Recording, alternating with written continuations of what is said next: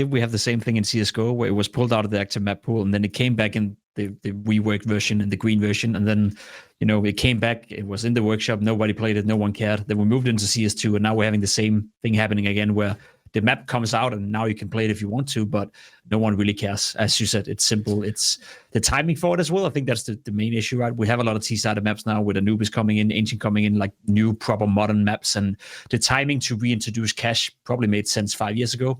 Doesn't really make sense now.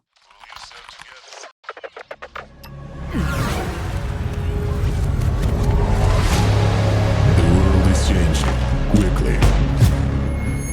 To clear. Shoot it.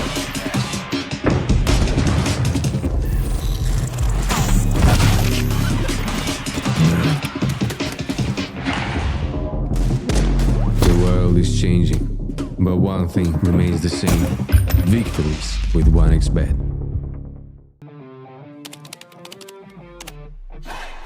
Sell in-game items at the best prices in just a couple of clicks. We are the biggest instant sell service for in-game items like Counter-Strike 2, Dota 2, and Rust. Easy selling process and instant withdrawal of funds to the most popular payment methods.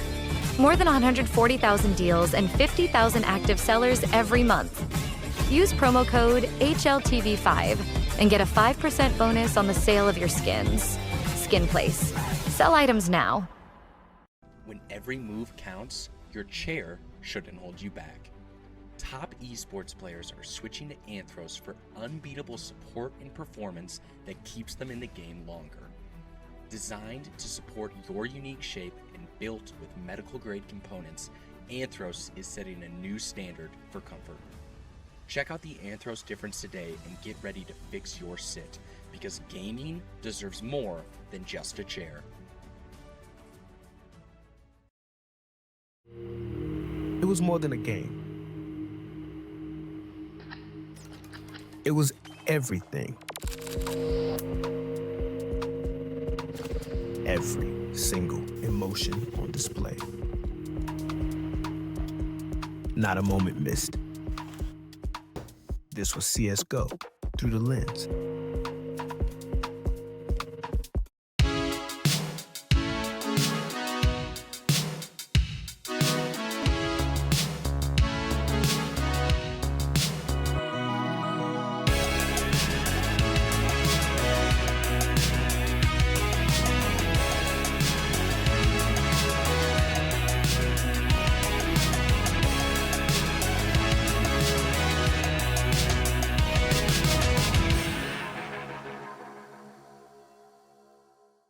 Ladies and gentlemen, boys and girls, glorps around the world, welcome back to another episode of HLTV Confirmed, brought to you in conjunction with our lovely sponsors, Skin Place. If you're in the marketplace to sell some skins, head over to Skin Place.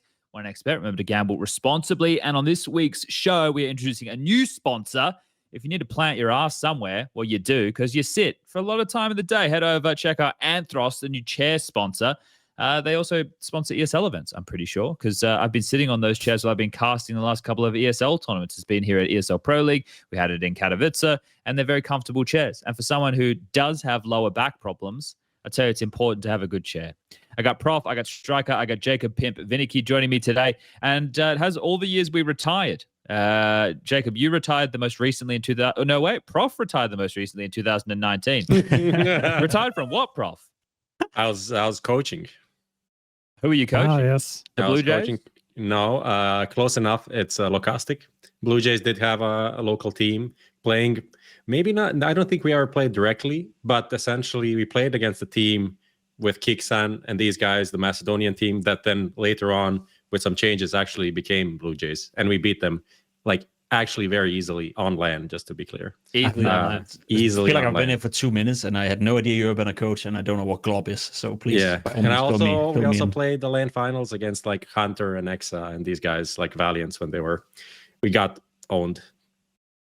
But we beat them online, which is 50%. That's what counts, right? An online in coach, VRS. If this was VRS, we'd be qualifying for the major. You reckon you're top 32?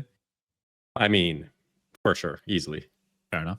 Jacob, why is it still says CS? It says a CS ecosystem down there. I'm going to change that. Hold up. Let me fix that. Jacob, what was the last team you were in before you retired? Liquid. I retired from Liquid, I think. actually. Yeah. Yeah. Then I Sad, didn't do man. anything else since. Played stand-in for Heroic, sucked ass. Played stand-in for Astralis, was quite good. Then got owned by. You remember when Dennis stood in for Astralis during Royal Arena?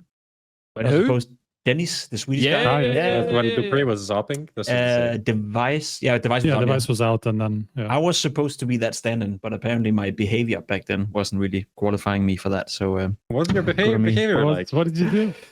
I was just a piece of shit for 2 years as a player, I think. So I think that resume stuck with me when I then got back from Liquid. So Your behavior was being bad in the game on the server. His behavior of not fragging enough. I was a lot of lost you things. the game. I was not a bad fragger. Let's put it that way.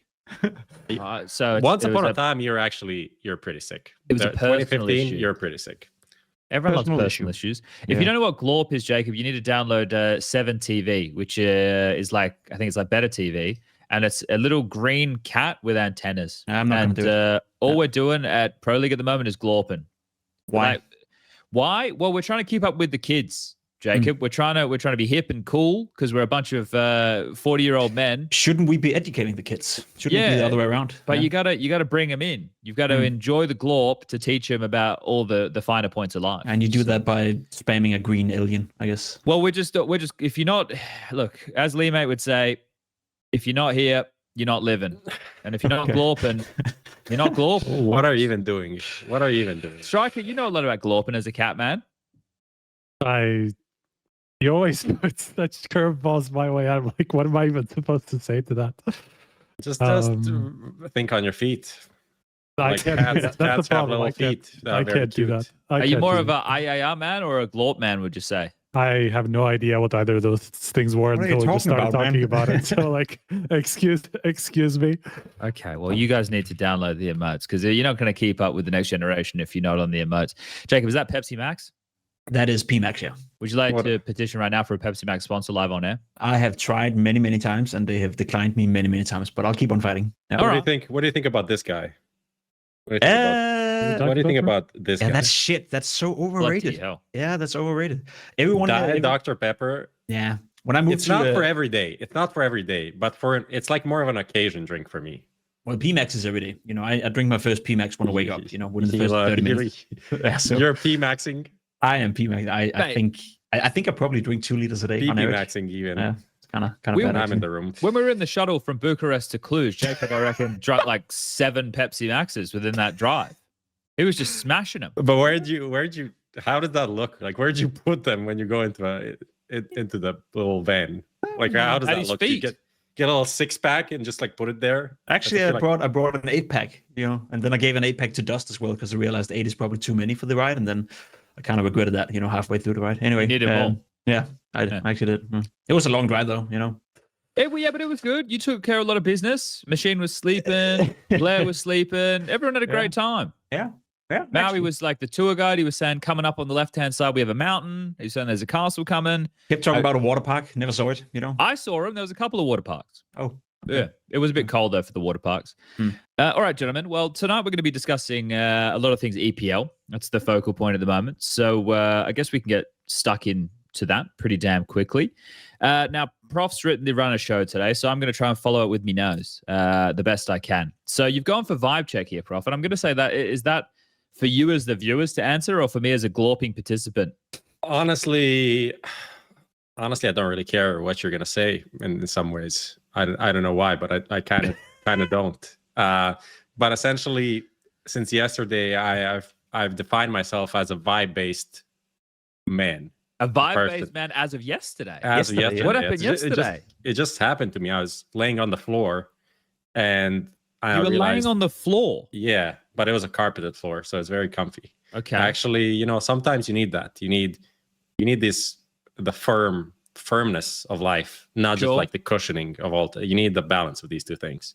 And I was like, what are the vibes like? I was thinking about the vibes quite a bit, and that's it. So actually, I'm curious about everyone else's vibes, but also yours at the end. I think that would be fair. So I'm going to ask Pimp, what's his vibe check of EPL season so far? what has this show become, man? I think my vibes around EPL Stage 1 is that be completely honest, I've just been on the route for 6 weeks, working all the tournaments. So I felt like watching EPL Stage 1, that became one of those things where I've been picking a few selective games and been following those.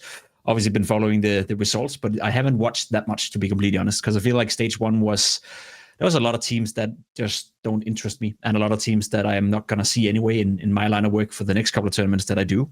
So maybe a bit harsh to say that, but Stage 1 was more like a half vacation kind of thing, keeping one eye at it and the cross eye on the other screen. And then for Stage 2, that's when I chime in. So my vibe for EPL is this has become your new thing. Instead of reminding people every other week that you've gone from reminding people every other week that you played for Liquid once in your career, then you went to losing a lot of weight over whatever period of time in your life, and now you're at the cross-eyed thing. That's the thing, if I just reinforce it a couple of times, at some point I don't have to say it anymore. I haven't mentioned that I played for Liquid more than a couple of times the past couple of years, but everyone does it for me, so there we go. Thanks, Striker. Okay. I'll keep reminding people that you used to be fat as well. It's fine.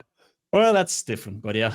You got to keep people guessing, you got to keep them on their toes. I think to just build on Jacob's point there, because of what EPL was previously and what Valve with the, what were we calling them?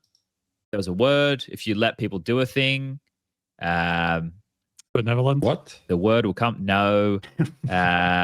What's exceptions? Okay. That's the word. Okay. All right. That's the word we're looking for. With the exceptions, right? Because a lot of these teams came from like ECL events or qualifiers within the previous year. So that's how a lot of these teams qualified, right? So I saw a lot of discourse around why there were 3 Australian teams, and with people's like, they're really funny. The people out there on the internet, hilarious. Like, oh, the Sponge just let them in because they're Australian. Yeah, sick one, guys. No, it's because FlyQuest won ESL Challenger Atlanta last year, beating Big. That guaranteed them a spot for this EPL season, and then that meant there were 2 Australian slots. So previously, FlyQuest would have had to have qualified through one of those, but because they won that Challenger event, they had a position, and then that's why we had Housebets and Mindfreak. We didn't have Rooster, we didn't have Talon, which would normally be maybe some of the other names you'd expect. So we had some less familiar names, and it was a pretty diluted Stage 1. I would say lots of South American teams, or at least lots of Brazilian teams in the mix there, and then those cusp European teams. I think the one that is a bit tough is obviously the fact that Eternal Fire had to play, but we discussed that previously. But yeah, I think Jacob's sentiment overall, and I think it's also reflected in the viewership, these aren't the biggest names, right? It was lots of games. We're talking, what? We had 5 days. Why did the Eternal Fire have to play Stage 1? Actually, I forgot. I think when they were invited based off of the VRS, they were lower. January, I think. So they weren't. They were that low? They didn't. They remember they finished last year by not qualifying for Shanghai, so they didn't really have good results up the end of the year. Okay, yeah. So I think, we had 5 days of competition. We had the first 3 days, which were 4 best-of-3s a day on both streams. So we're talking 8 matches a day. And then the final 2 days was one day that was just 3 best-of-3s, which is the 2-2 day. And the day before that was 6 best-of-3s across the 2 streams. I think that's a total of like 33 series or something over the course of just 5 days. And we're about to do that again with another Swiss, and it's 3 maps the whole way through. I think we had like 70+ maps or something. I did the maths this morning, but I closed the notepad document. I can check it in our stats. That's pretty 79. 79, yeah. Oh no, I do it. 33 games, 2 streams, 79 maps over 5 days. I did write it down. It is there. So lots of games of Counter-Strike. Quite a bit. Yeah, but like, how do you feel based off of what Jacob just said there, Striker? Do you agree with the vibe that he's given? Do you have a different vibe? What was your vibe? No, I had a pretty similar vibe. Like, it just felt like a lot of games that, you kind of knew the result of ahead of time. I mean, especially the 2 Australian teams. I mean, they're always going to end up at the bottom. Like, we know that the level of talent, the depth there just isn't there. So that was always going to happen. We knew Linvision, originally also TYLOO were probably going to be somewhere in that direction as well. Obviously, a little bit of a surprise there from the TYLOO one. But other than that, yeah, it was kind of like just a slow start into the tournament. And most of it went more or less as we expected, right? Just apart from a couple of those surprises. Yeah, we'll get into some of those results in a bit more detail in a moment. In terms of what we're seeing on a daily basis from a viewer perspective, I know from the broadcast perspective, we've broken it up into essentially like 2 teams of 5, right? So you've got one host on each shift, whether it's a Freya or a Stunner, and then you have the other 4 of us. So to start off the week, I believe it was like Harry, Hugo, me, and Steele, and then that meant the others were Henry Machine, Yanko, Moses, and then we've changed around a bit. We'll change around as well going into next week. But you're there for 7 or 8 hours, because you're talking 2 best of 3s a day per shift. So there's a lot of games, a lot of Counter-Strike. And because they've allowed 2.5 hours per match, not 3, not 4, there's no real need to fill between. Like a game will let you do the interview and then you quickly into the next game. So the turnaround time for at least the Counter-Strike has been pretty good, I would say. We've actually got Nexa, King of the Vibes, calling in right now on the hotline. Nexa, we're going to... Nah, come on, guys. No one got the bit. Where was the... Of course Nexa wasn't calling in. Okay, Prof, well, you set the question, or you were the vibe checker. How you feeling about the vibes? Vibes are pretty okay. I guess I kind of agree with Pimp, where for the most part it didn't, like, these are not like super exciting teams, and either maybe there are some teams that you're kind of excited about, but they're not really playing other teams that you have a reference point of, so it doesn't really do much for you. And I don't know, I started off by actually watching Mindfreak Eternal Fire. Jesus. And that's because I have waterboarding yourself or something. What are you doing? I have a soft spot for Tux back from the olden Chiefs days, right? And then Texta is on the team as well. So the two of them were, on the cusp of doing something. Then went to Valorant, and they got unbanned from CS like 3 days after they moved and everything. So it was an interesting story. And actually, Texta against Eternal Fire was pretty good. Like he was fucking owning his Anthros on Anubis, and it was like a very close map that they kind of threw in the end, but ultimately didn't do anything in the following game. So but kind of some potential shown there. Would be nice to see a bit more of them. That's it for me from the initial, and then I was like kind of dropped out of excitement, and then kind of watched a bit of the end as we got towards like the TYLOO games, the better and teams, qualifying, the closer games. Yeah. I think EPL will probably be similar to how it is for next season. I know they've already announced most of the stuff in terms of how the team's going to qualify and everything like that for the next EPL. I think they have to, right? Yeah. But I imagine EPL will be changing drastically in the future because stuff like this. It has to. It has to, because I mean, especially compared to the current season. Yeah. So I imagine come 2026, we won't be seeing the same opportunities afforded to such. To so many teams from the smaller regions, aka not Europe, right? I imagine there'll be less representation. It's not like the format is bad though. Like what I meant as well in terms of the vibe check, it's just not a stage where you watch every single game. Like we just did PGL together. We did, Katowice, obviously. Like you watch pretty much every single game and you take interest in every single game. Here it's more like the way I watch this tournament is like when you're watching football or whatever, you go into Flash Score and you see that, whoever played in League One or La Liga, they won by this much. You don't watch the game, but you watch the results and how then the teams progress. And then maybe down the line, TYLOO, great example, they became interesting by playing the first couple of games, and then you take interest in them. But the way the way I look at stage 1 at EPL, and I don't mind the format, and I wouldn't mind if they continue to do it, is that if the teams can show me by their results for the first couple of games that I should take interest in them, then I will, but I'm not going to take interest from the get-go. Whereas like at Katowice, obviously, every single team, every single storyline is interesting. Yeah. Even Cluj, I think it was like kind of borderline at the start, but the difference is that's like 16 teams. So like all of the best teams are there from the start. And when you look at stage 1 of this, aside from Eternal Fire, what was the highest ranked team even? Easily. Number 13, number 11 Pain, number 13 like 3D Max, right?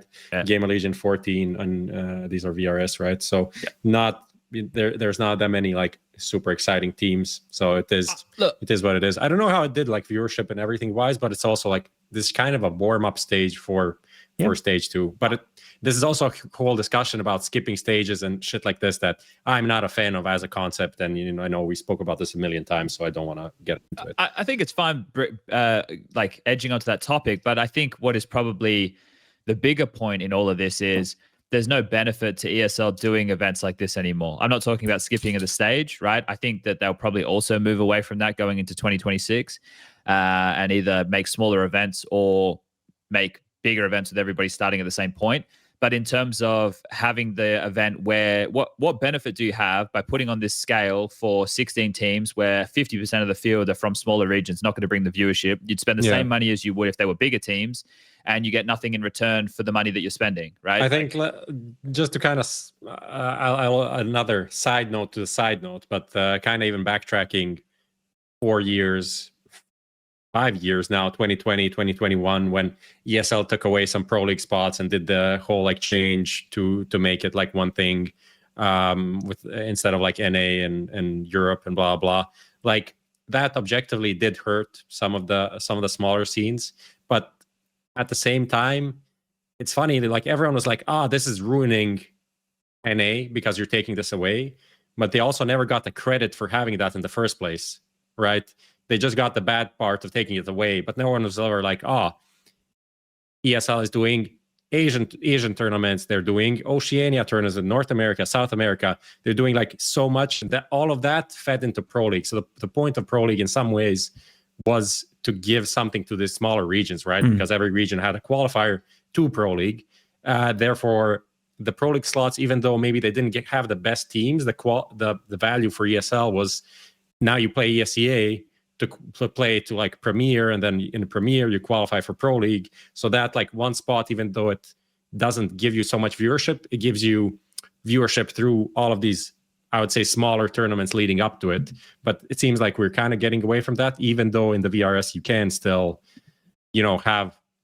have tournaments that lead to other things. It's kind of complicated and not really, I don't know. It feels like the whole structure that existed 5-10 years ago of, building tournaments on tournaments, ESEA leagues into like going pro, it doesn't even seem necessary or needed, and feels like more of a hassle for everyone than just doing whatever. I know the individual tournaments. I know the landscapes have changed a lot in terms of Counter-Strike tournaments. VI is now coming in as well, but I don't even know if you played it back then, chat. But I remember when I was in SK Gaming in Denmark, and we played the second tier league or whatever, and then we got promoted into ESL Pro League, in season 4 or 5 or whatever that was. That was the most important tournament, all year long to be in that field of teams.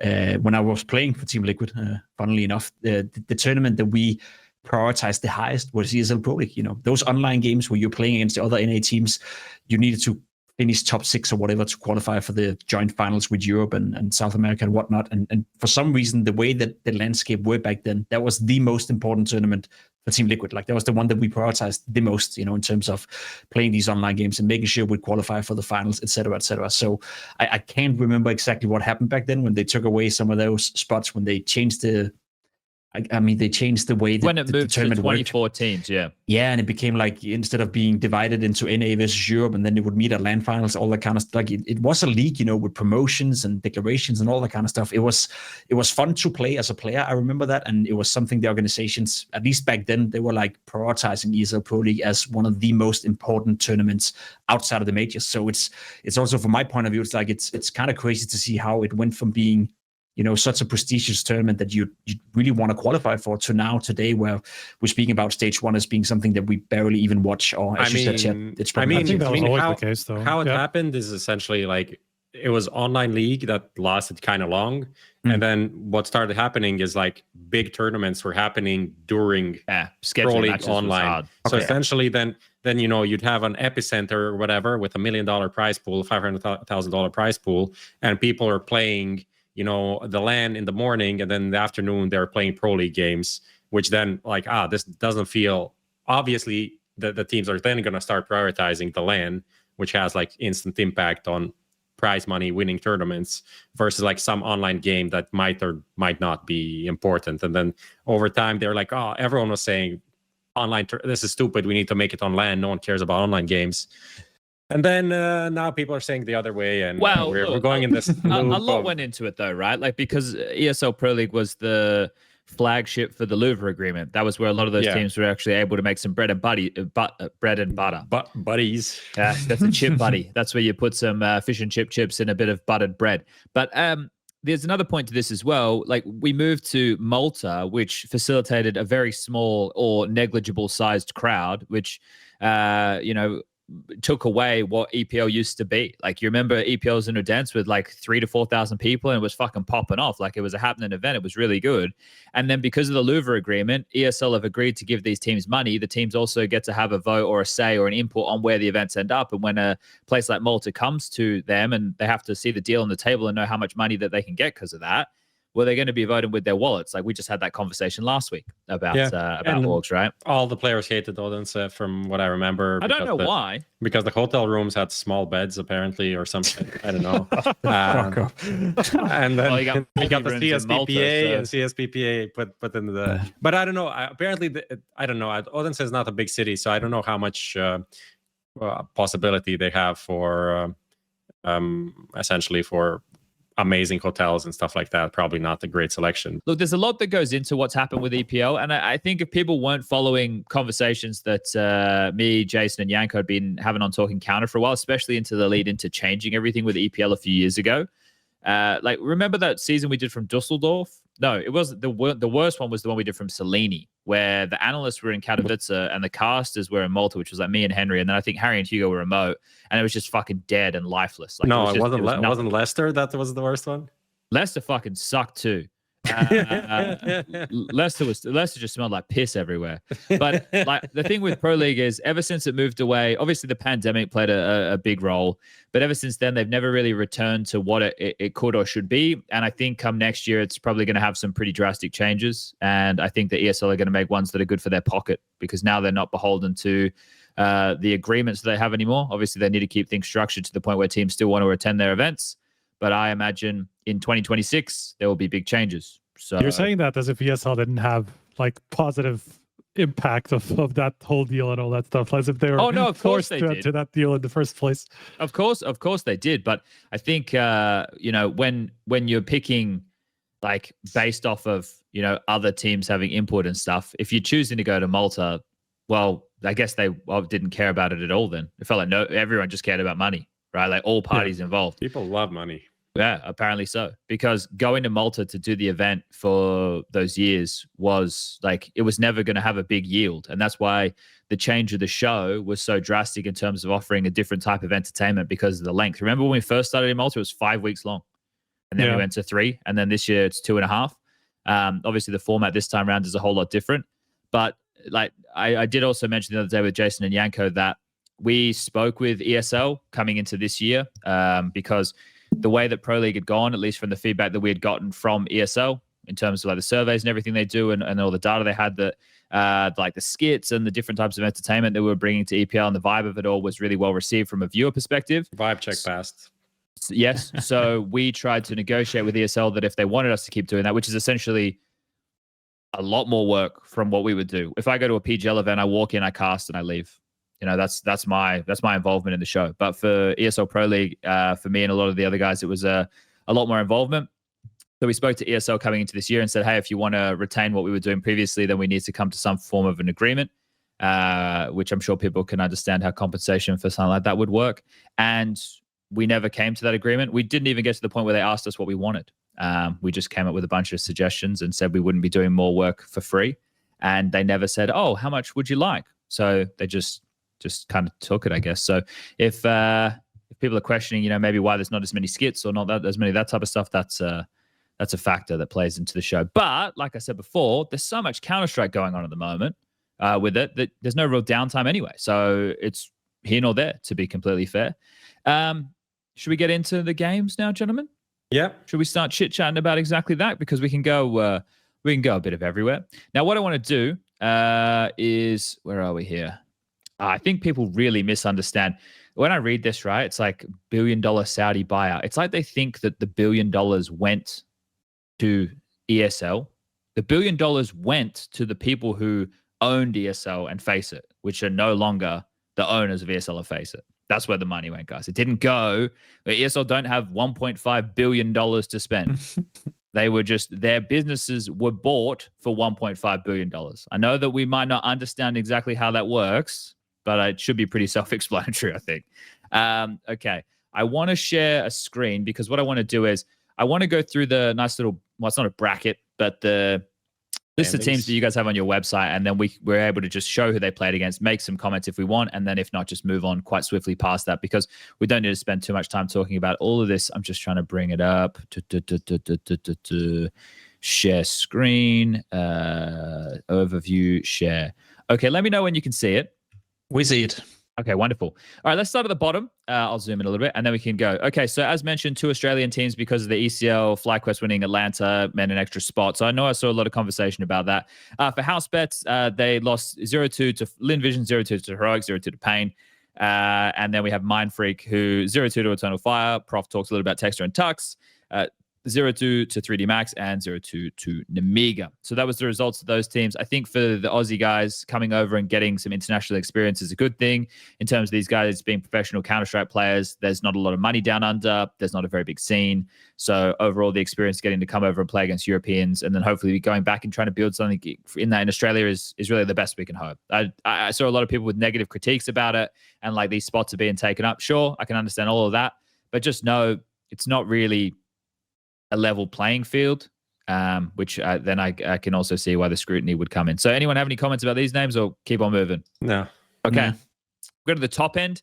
The 2 teams who qualified in the 3-0 status. One was GamerLegion, which I think for most of us thought that they would make it through. It was 2-1 over NRG, 2-0 over MIBR, and 2-1 over TYLOO. And I thought that GamerLegion continued to play, some comprehensive Counter-Strike. I think there were some moments there where Ash was showing some frustrations to how some of the maps were going for them overall. Who wants to put their hand up and say something about GamerLegion? Any thoughts? Nah, half of no the game strong. of them, I feel like. no strong thoughts. But good for them. I think it's gonna be like I want to see them against like better teams. Essentially, that's what I'm looking forward to. So good job. Okay, all right. Saw, which I think was quite a surprise result. Every single series for them was a 2-1 victory. Started with the win over Heroic, which in my opinion is the team who didn't qualify, not dodging those onliner allegations that I've been slinging around. But it was Azuwu and CJot on debut with the roster that's alongside Amudara, Story, and Agil. And obviously Golden behind as the coach. And they are literally my neighbors. My hotel room is right next to their prac room. And they, guys, saw if you do watch this, please, late at night when you're going in the prac room, just close the door gently. I'm fed up of being woken up in the middle of the night with the walls rumbling. And I know that, you're having a good time in there. But if after midnight, kind of like we're housemates, after midnight, if we just keep it down like just a notch, just 1, not 2, not 3, just a notch, because old man Chatty needs his sleep. So that'll be, if we can just agree on that, Saul, thank you very much. I was surprised to see Saw do this well. Muta is playing very well within the team. CJ had that massive performance. What was it, 47 frags or something on Dust 2 in one of the games? 37. 47 would be something crazy, wouldn't it? 47 is the age I almost am. Anyone want to talk? Oh, I did see a comment when we spoke about Saw last time from Cluj, and someone was like, that was pretty harsh about Saw, Chad. Let's see how this one ages. I was like, well, I was talking about the roster that was no longer together, that was dead on arrival. I wasn't talking about the new one. I didn't have any opinions about the new one. I think the new one has done extremely well. They've exceeded expectations. Heroic, FURIA, and M80, they're all really good names to beat. Yeah, I think I saw the game against Heroic to begin with, and I think what as you said, every game was a 2-1 victory for Saw. And when you bring in 2 new players who obviously coming straight from Cluj, where you couldn't practice with the new guys, it's quite impressive that they were able to win all 3 games, especially considering that and that's partly the reason why they go 3 maps in all the series. The map pool is probably far from finished. The practice time has been very limited with the new guys, you name it. But the fact that you're able to win 3 map 3s in a row, all in pretty close fashions. I believe all of them were 13-10, 13-11, 13-9, something like that. So the pressure was applied by every single one of their opponent, yet they withheld and withstood that pressure. So again, as I said, didn't watch all the games from Saw, but they kind of picked up where they left in Cluj, where they showed, at least individually and mentally, they were able to deal with what was a sad situation, I guess, in Cluj, and then coming in here going 3-0 against decent teams. As you said, it's not like they beat 3 mediocre teams, on least on paper. They beat 3 of the favorites, or at least 2 of the favorites in FURIA and Heroic, to make it through to the next stage. So very impressive based on the results and the little Counter-Strike that I did see. And of course, I mean, I went and actually rewatched the POV of however you pronounce his name, but I would say Sayot, but whatever. We're just calling him CJ. CJ the King. And the funny thing, player. It doesn't even look good when you watch it. And it's so fun. Like, even when you look at this whole tournament, he had that one insane game, and like half his games were like bad. Like, he was bad statistically in most His of the aim games. was looking real shaky. So it wouldn't be surprising if he was nervous, right? I think that'd be Yeah, fair. but like even this game where he got 37 kills, there's so many where he body sprays people and then they like move away and then they come back and he kills them, or he like pulls out some like extremely matchmaking puggy plays. And I'm like, okay, this doesn't, like, I was expecting to see some like just like crisp headshots everywhere. And it does start like that. First pistol round, he just like one taps 4 people. I'm like, okay, what the fuck? Let's see what the rest of this game is. And it's like, yeah, it's not that great actually. So I don't know. I'll see. I'm not like Omega excited about this guy as I would be just based on that one, score line that you see on Twitter and be like, okay, this guy is the next donk, because he kind of plays similar roles. I feel like, goes in aggressive when there's setup. If it's not a setup, then like Muters will go first and he'll trade and stuff like that. But it seems overall, obviously playing better than where they were like a month, 2 months ago, and they're just losing everything. As much as it's sad that it's not a Portuguese team anymore, like fully. It's interesting to see like who the highest rated players are for them. I understand going 3 maps in every series, and then you have to look at the context. They're taking turns a lot. That's why. Exactly right. So it wasn't just like one player putting up a carry performance. Muter is doing his standard thing, having those big in-game leader moments. I thought Agil looked more promising for me in some of the games I got to see of him than what I'd seen in the full Portuguese roster. So I thought that was pretty good. Azulu had some good moments too, but it's right. We're comparing it to a weaker field, but they beat better names: Heroic, FURIA, M80. Like, these are some of the best teams they could have beaten. Exactly. Right? So they did it the hard way because they were one of the lower seeded teams overall, right? So see, the way I want to summarize that is that often when you have these, buckle system and a team goes 3-0 in the first stage, buckles or whatever you call it's it. out. It's not. But it's not used here. Yeah, we didn't use it here. Whenever you have these kind of tournament formats and you go 3-0 in the first stage, you move into the second. Like you're one of the favorites, I guess, to also progress into the playoff or progress into the next stage. I would even argue here that with the way Seoul were playing and with how close all the games were, and looking at the teams that will enter the next stage, they could easily go 0-3, in stage 2. So it's like you go from 3-0 and you're like the surprise, and we're all happy, we're all impressed by the fact they're winning the games. They could easily be 0-3 in 3 days, and then that's it. Yeah, I think that we'll get to the seeding. So the reseeding was done today. It was done in the hotel on the second floor. And they I don't know why I did that. they were getting it done before lunchtime, and we'll get to that in a minute, so we can see the difference between where the teams to be ranked by a VRS or based off of the team seeding. So here with the Swiss, which we have at majors, it's like 1 versus 9, right? But at the Pro League, it is 1 versus 16, 2 versus 15, and then there's an ELO based system. ESL have put the maths out for it, for the maths geeks, that ain't me, if they want to go and work out how the formula is kind of calculated and how the reseeding is done every night. People can go and work that one out themselves if they would like to have a look. But yeah, there's a few little details here that are different from how like Cluj would have been or how a major would be done. Okay, we can jump. Anyone else want to say something about Saw? No, I'll just say that I like the ELO thing. Don't want to go into details. It's pretty simple. It was used in 2019 pretty similarly to this in the Katowice major. I think it's a good approach. It's better. I think it's better than Buchholz. That's it. Jump back down the bottom. So NRG, a team who went 1-3. They lost to GamerLegion. They lost to Eternal Fire. They lost to FURIA. They took a map off of GamerLegion and FURIA. The only team they beat was Namiga. And one of the mainstays of NRG in this event was Train. It was a map that they were playing quite a lot, which I like because, we saw a decent amount of Train at this tournament, and we haven't seen too much Train. I don't think we'll see too much Train going into the next series. I think Hext had some good games, but my opinion of NRG hasn't really changed from their performance they were putting on here. Is anyone surprised? Was anyone towards the end it was looking pretty good because they were close to beating GamerLegion, then they beat Namiga, right? And then in the FURIA game, in the elimination one, it looked like FURIA would be eliminated in that. It was like 13-11 last map or something. 13-11 first map, and now that I'm looking at it too. So like it was looking good. They just ended up on the short end of all the close series. So just didn't really end up panning out. Yeah, I'm just having a look right now in terms of the maps. So they played Train 3 times, Mirage 3 times, and actually they played Dust 2, Inferno, Nuke, and Anubis. So they didn't win Mirage, any of those outings. So that's clearly something that they have to try and fix up for the future.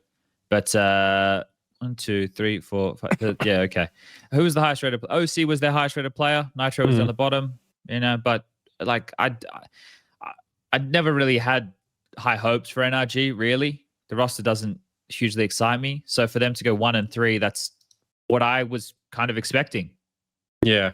I Yeah, think it's I'd still agree. going to be a good sign for them that they were able to go close to teams like GamerLegion, FURIA. I mean, that's like top 10 to 15 area, right? So which is a lot better than NRG have been competing against, NNA and all that stuff. And so to see themselves, I would probably say that you're probably not going to be happy, being eliminated, but at least seeing yourself go close enough, that's a positive sign to take away, Yeah. I'm a little sad they didn't beat FURIA in that game because I would get to FURIA obviously at some point, but they're fucking atrocious. They're awful compared to where they should be. To maybe be we can completely honest. Just And go to Furia. Fuck We it. can go to Furia. That's we can not a go to problem. FURIA. I want to talk shit about FURIA all day. I think they're bad.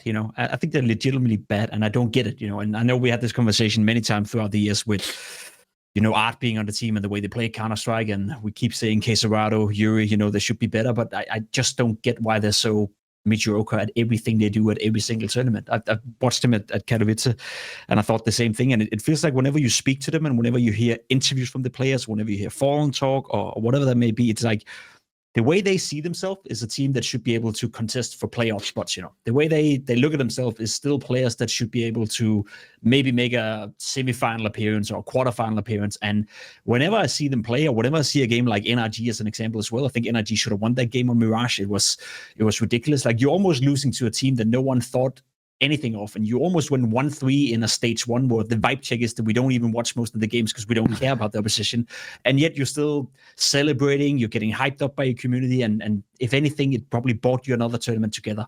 It's pretty evident for me by now. Even FURIA progressing, even FURIA beating M80, congratulations by the way, massive win for you. It doesn't matter. I've completely lost interest in FURIA as they are right now, and I guess I can't be the only one unless you live in Brazil and you obviously adore Fallen and Quesarado and whatnot. No, it's crazy even because usually when that happens, right, when they're struggling, is because, okay, Quesarado's not having a good tournament, or Yuri's kind of been always up and down lately, compared to where he started out, right? But this was actually the tournament where both of them turned up and then they were still struggling through the first stage. I don't know what that says about the team exactly. If your stars are actually performing, but you're still struggling through the first stage, it's not a good sign, right? No, and we're giving them the benefit of the doubt as well. And Fallen has been the in-game leader for a long time now. The conversation was Fallen getting on the same page. They didn't make the decision to go with Fallen. It's his team. He's the in-game leader. Yada, yada, yada. You bring in Skulls as well, which is, again, a player you picked and you brought him into the team because you thought it was going to get better. And it's like I look at the lineup and I see Quesarado, good player. I see Yuri, good player. I see Cello. I think he's a soldier in an essence. He's willing to do anything he's being told to, and sometimes maybe sacrificing a bit too much compared to how good I actually think he is. But it's like you have a lot of good pieces in play, sort of, but when you put them together, you're just dog shit most of the time, compared to where you should be. And I don't know, I've just lost faith, interest, and it almost makes me mad to see them almost lose to NRG, Yeah. Yeah. Can you top that? Vibe check. Vibe assessment, immaculate. Yeah. I don't need to add anything. It's like whenever I see my schedule and I have a FURIA game that I have to be on the desk for, I'm like, fucking hell, here we go. Here again. we go again. Yeah, it's like I have to pretend that I Furia, I don't the have to godfather pretend. of Brazilian Counter-Strike. That's the thing, here, right? And if you voice this Quesarado, opinion one on a of the broadcast, best anchors, overqualified, blah blah blah. It's just it's the same thing over and over Resurfing. again. Yeah, nothing new is coming out. I feel you. Well, I mean, here's you look at the run, right? The 3 wins that they got is LinVision, NRG, and M80. That's 3 teams that didn't even come close to playoffs. And M80 M80 did. yeah. I'm sorry, I apologize for that. M80 did, but they were kind of somewhere on the cusp, right? In the lower half. Before the tournament, probably we would have expected them to go out anyway. So for them to just barely squeeze through facing these teams, not great. Yeah, for our audio-only listeners, they beat LinVision 2-0. They lost to SAW 2-1, lost to MIBR 2-0. That's a pretty bad loss. Beat NRG 2-1, and finally got past M80 2-1, and that was close as well. There was 3 rounds in a row where M80 kind of bottled it on Anubis. They would have had a much stronger first half, and then they fucked up again in the second half. They won the pistol, lost the force. Skulls gets 3 kills with an AK with no armor, and it's well, yeah, you've only got yourself to blame there, M80. So FURIA make it through. Def wasn't happy. No, he wasn't, and understandably so. I still think that if they could, Brazil needs to get Quesarado, Skulls, Insani, Big Uzera, and I guess And QZ. NQZ. And that's been the the conversation for the past how many years, right? And then you see Kesurado re-signing his contract and Yuri re-signing his contract for what, 3 years, 4 years, 29 years, whatever. At that point, like you just lose faith that anything is ever gonna happen. Like it's not even like if you're Big Uzera at this point, do you even look at FURIA and be like, I want to go there? Probably not. You know, you'd probably stay away from that shit. So it's like I even think that conversation has changed for the negative in a sense. Okay, let's jump to another Brazilian team, I suppose. I'm going to try and zoom in because people are saying the quality's bad. I don't think me zooming in is going to do a lot, but we'll see. Pain, who are another team who made it through on the final day in a 2-2 game. They beat Housebets 2-0. They lost to M80 2-0. They lost to FlyQuest 2-1, which is out of character for Pain. You think they'd put teams like that away. Then they beat Linvision and they beat Namiga. Now, I will say in Pain's defense, they apparently, reportedly, were ill the whole team. Very sick, yeah. Very sick. Every time Fred did an interview with them, she came back and said, oh, you know, that was tough to do that interview. They weren't feeling very well. So, yeah, I don't know how much that plays into the poor results. Hopefully they're better for the next stage of play because they have made it through. But I think Pain are the best Brazilian team in terms of, like, you see Big Uzera getting mad at them every now and again, which I like. You know, he definitely starts like getting a little bit aggressive towards the team. But yeah, Dimitri's trying to. Sorry, Dimitri. Hopefully that's better for the people. It's going to keep changing every time. Maybe I shouldn't have done that. Anyway, it's there now. He's still trying to make it work. But yeah, any strong feelings about Pain? No, I think you can see that like they're still going through some of those growing pains. I mean, in the previous tournaments, we saw them go back and forth in roles, all that stuff. Like they changed positions like literally mid-tournament sometimes, you know. And so like when that happens, you know that something's wrong about, you know, the setup, or maybe some of the expectations that you had, you know, with the Davideos edition didn't really work out the way you planned, and then you have to kind of work on your feet, right? So it just doesn't look like they've figured out how to make it work altogether yet. To find that stability, you know, so I think that's the biggest problem. At least they're trying, you know. I like that. I like the fact that we see from tournament to tournament, sometimes even, you know, one stage to another, that they changed the position, that, you know, Big Uzera was moving into more of an anchor role. They then realized that's not going to work out. He then moves back. You know, there's something to talk about. You know, there's them trying to figure something out. There's them trying to elevate themselves. And, you know, it's a decent team. But then again, when you look at the 5 players and you look at the player material within Pain Gaming, I'd say they're pretty much where they're supposed to be. It's not like I look at that team and I think you are prone to be top 8 or you will be a stable top 10 team. I think they're just outside of that, you know, area where if they continue to work on themselves, maybe make a roster change down the line, who knows? It could be that they find a new Brazilian guy or a new Davides coming into it. It's a decent team, and at least there's something to talk about, you know, because they constantly change stuff and constantly try to do better. Whereas, you know, as we spoke about before, there's another team from the same region where it's just the same recircling over and over and over. So in that regard, I'm positive when it comes to Pain. The vibe check definitely checks out. Whether them being sick or not, that kind of sucks. But I did expect them to go through, and it is a team that can always cause an upset or two against a better playing team as well, because they play proper Counter-Strike. You know, the T-sides, and you probably noticed that as well, Chap, when you're casting them. They're very slow, very methodical. You know, that there's always a meaning behind the madness. They play what I would classify as proper good Counter-Strike. Maybe the player material is not always there to execute it, but at least they're trying. Big is real good. Yeah, Kawaz is really struggling this year in particular. Like pretty much every tournament he's been in the red and like average 0.86 rating.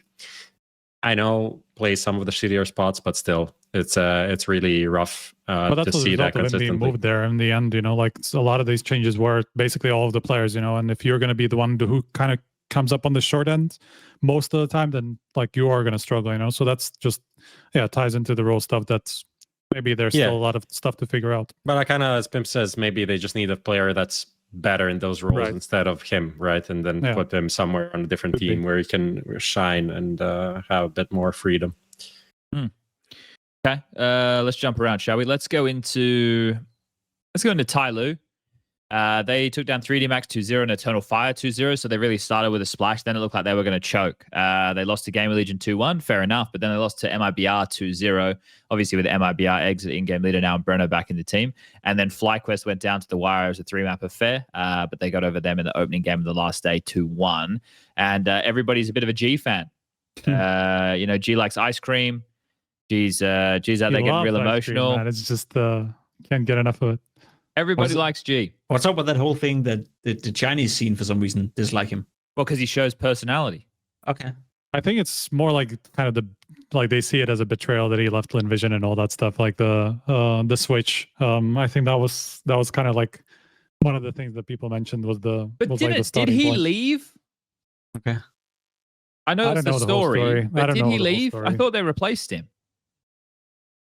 Maybe he did leave, but because they added, what was it, Flying and a Fufu, and then obviously Zaka took over the Orping. But I thought that they because G, look, in terms of his mechanical ability, he's not always owning it, but he definitely is a guy that brings the vibes, and he can have some good rounds.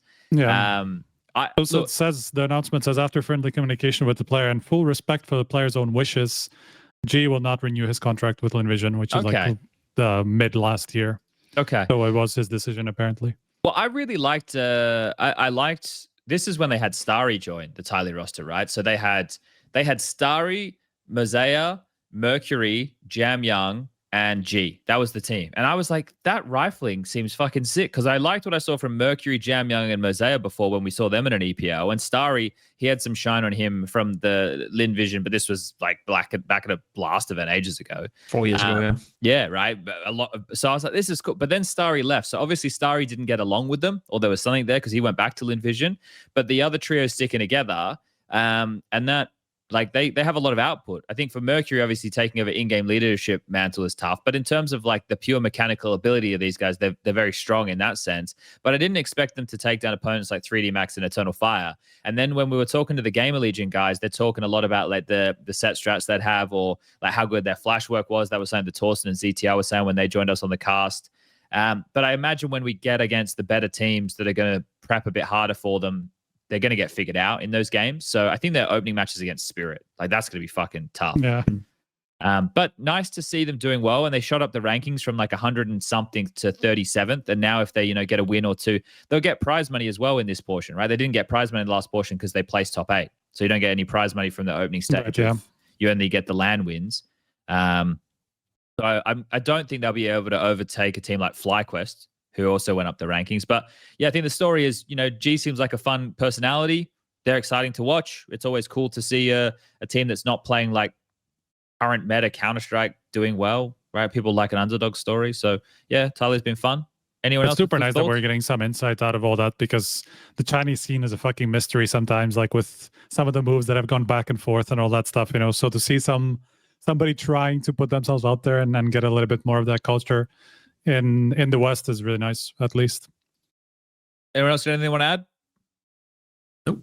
No? Okay, cool. Let's jump into the 3D Max one because I think this is quite a curious conversation. So coming into EPL, there was this conversation about gentle mates and the idea that, Lucky, Exercise, and Gravity would be joining this other organization, and Body and Mako were kind of going to be left to one side. Then also siuhy and Ash were in some conversation somewhere. I did ask Lucky about this on the couch when they joined us post their M80 victory, and he said the first they had heard about it was when everybody else did. So you can either take that as what it is, or you can take it with a grain of salt. It's up to you guys at home, however you want to go with it. But this is where I turn to you, Striker, as the man with your ear to the ground. When you saw that stuff come out about 3D Max, did you have any insider information, anything you can share with the class? Not at all, but it sounded so out of this world that I wasn't really believing it. Why would Ash leave for that? Why would siuhy join that? What about that? Okay, it is the most competitive core you can technically join and all that stuff. But if you're siuhy, is that really the team that you're going to want to join? If you're Ash, who has all the power in GamerLegion, he's the guy who's building the team and all that stuff. Is he getting so much money that he can't say it? I just didn't understand where that even came from. Someone said this in chat, and this is the way that I took it as well. That the Ash and siuhy thing was one thing, and then the French thing was another thing, and they were two separate conversations. That could have been that. Whether they were paired together or not, I don't even know. But the thing is, when who the fuck are gentle mates? For me, are they a streaming thing? What are they? What does anyone know? I have no fucking clue. I have no idea. Apparently, they're it's like an influencer thing, no? I don't know. I know they have a Valorant team. I just love how you said that. That's just so on brand. Who the fuck is why? Yeah, but really, I don't mean it in a disparaging way. Who the fuck are they? Are they French? What? They're French. Okay, so that makes sense of why they'd be interested in a French. They have a Rocket League team, a Fortnite team, a Valorante team, Team Fight Tactics team. League of Legends team, Age of Empires team, Call of Duty team. Age of Okay, they got Empires. They some kind of teams. are Cool. missing a Counter-Strike team there. It Yeah? seems like, right? They Maybe a are Dota missing- team. Who are they? They're If sponsored you by a have bunch Age of of things. Empires, man, like Look, they're if they scraping the bottom of if the they barrel. really need a Counter-Strike team, 4 people right here on this call, currently retired, but never too late to get the hat back on, as they say, or don't. I It don't was almost one of the things where you read it on Twitter. You're like, what the fuck is, like, it doesn't make any sense, as you said. Like, why would Ash leave GamerLegion? Why would siuhy in any freaking world be interested in that unless these gentlemates have, more cash than Falcons at that point? It just doesn't make any sense. If you're siuhy, you're waiting out for whenever a team implodes and needs a new in-game leader. And if you're Ash, G2 FAs or stuff like that. Yeah. Liquid for that matter as well, if they figure out the Twist is not going to cut it, he's going to end on a big team if he just has a little patience. And I'm sure he's already speaking to some of them, and ready to step in whenever one of them eventually will fuck up. If you're Ash, as you said, you're the king of GamerLegion, and I even think he's in the loophole to be brought into a big organization at some point. Like if Sonic doesn't figure out Falcons long term, then you're looking at a guy like Ash or Saw or whatever that may be. So it just didn't make any sense. It would be a cash grab of some sort if they were super rich, or if they had the financial power like a Falcons. But if you're telling me they're a stream organization, whatever, then good fucking luck with that. Squeezy, Gotaga, and Brooks, leading influencers in their respective fields, have decided to join forces around a common project, an esports club. Present since the beginning of esports, and with the strength of their experience, they are now determined to transmit it in the best possible way and according to the values they cherish. Gentlemates is born.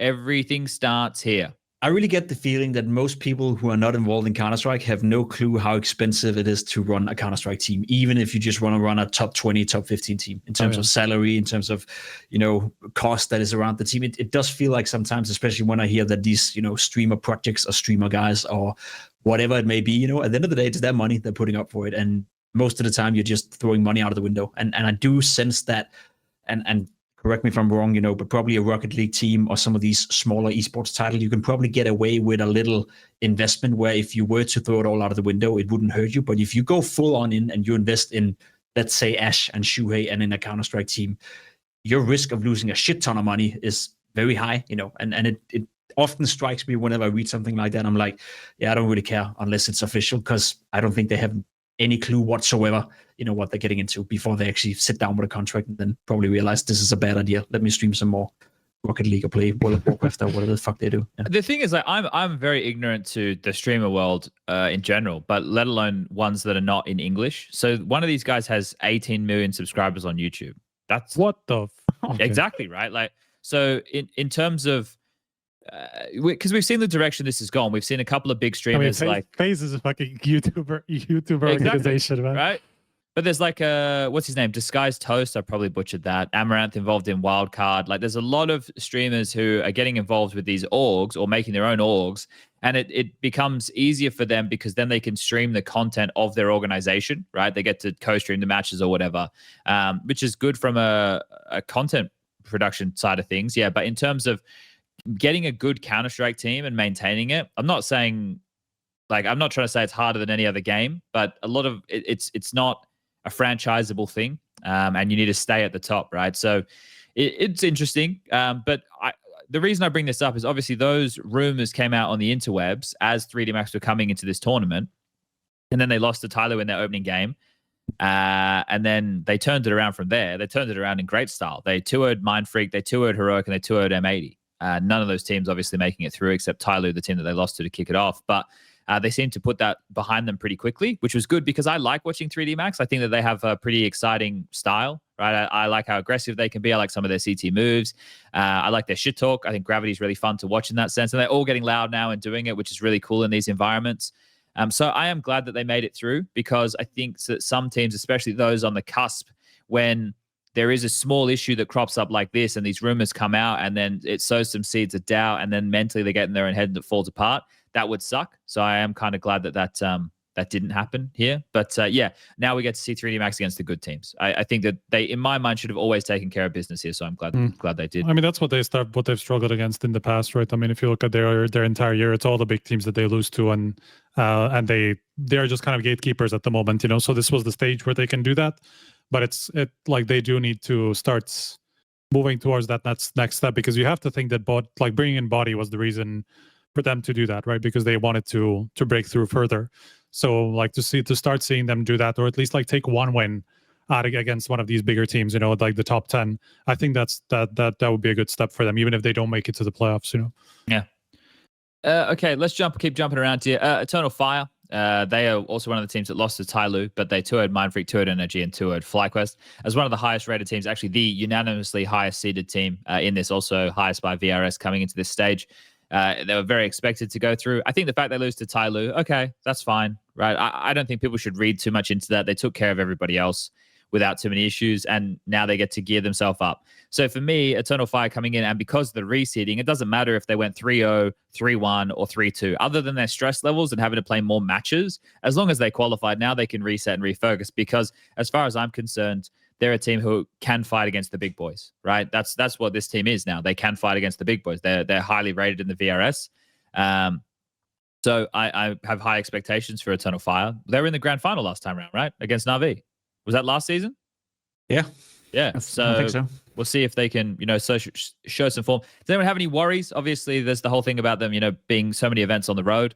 I think the hardest thing for that is the amount of the playbook you're showing. But does anyone else have any thoughts about Eternal Fire?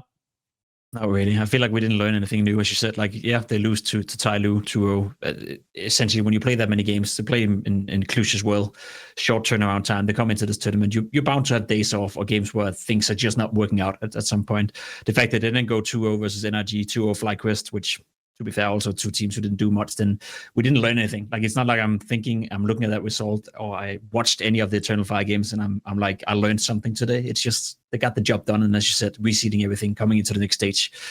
At the end of the day, that's, again, my vibe check for stage one. I'm almost willing to just say, who cares? They lost the game, move on. Yeah. Honestly, the only team left that I think is interesting is Heroic. Okay. Yeah. You want to talk about FlyQuest, Prof? I know you're a big FlyQuest fan, even. No, never. Not one. Okay. I want to talk about FlyQuest. Well, let's do Heroic because Prof wants to. Then we'll do FlyQuest. Heroic lost to Saw 2-1. They beat Housebets 2-0. The only team they beat. They then lost to 3D Max 2-0. Okay, fair. But they lost to Namiga 2-1. That one stings a bit. Prof, take it away. Honestly, this whole year, pretty much on LAN, they beat Liquid and that's it, right? All of their other games and Housebets, all of their other games, they pretty much lost. So very bad look so far for this new Heroic team. Let's just rewind to the start of the year when they won 2 online games and people said, "Oh, is a genius. They're the best team in the world." Also, when they beat Atrocious that one time. Like, I respect Saw a lot. I think like they have something going on. They like this Tanier thing that wasn't even planned originally. Dude's legit for sure. Son Pius is pretty He's like good. their best player now, like somehow. Yeah, he is definitely I would say their best player. So that ended up super, super well for them. But objectively, like I was watching the 3D Max game on Nuke. That was absolutely dog shit. That was literally lack of putting any pressure on the CDs, just running the same thing over and over again. Let's do an A execute. Let's do an A execute. Let's go for guys ramp. It's like, is this my matchmaking strat book from 2015? Like, there's no, like, putting pressure on the map did not exist. So I'm like, what even is happening here? So all in all, looking pretty bad so far, this team. It's actually looking really bad. There's two things with like the online attack, right? Because I was pretty quick to start throwing that around. And I think that the results definitely back up that sentiment. But when you use the online attack, one of two things happens. One is you're like a good player in your bedroom, but you struggle to bring that to LAN. The other is you're a good player in your bedroom. You just need more reps on LAN until you feel more comfortable there, because you can't just be good at something overnight, right? So I think the question is, do we think that the players who are struggling a bit more, which is probably more like Youngster and XFlat in that regard, can gear up over time and be more comfortable in that type of environment? I was talking to someone, I forget who it was, and they were like, I think it was ZTR and Torsten on the cast, and I was asking about Heroic, and I think ZTR said he thinks the system they're running doesn't work for the players they have. Now, I should have probably dug in deeper and asked more questions there, but we did have a match that was ongoing on the screen, so I didn't really get too much time to do that, but I thought that was an interesting take.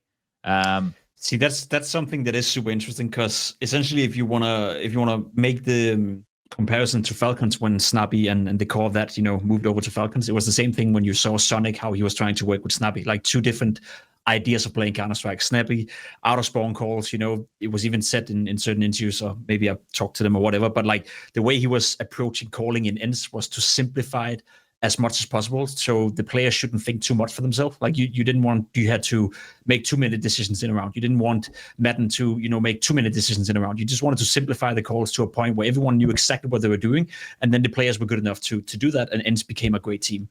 You then move over to Falcons, you bring in a guy like Sonic to work with Snappy, and Sonic is all about playing perfect Counter-Strike, about communication, about, always trying to invent the new wheel, always trying to outplay your opponent, etc., etc. So there was clearly a mismatch right here.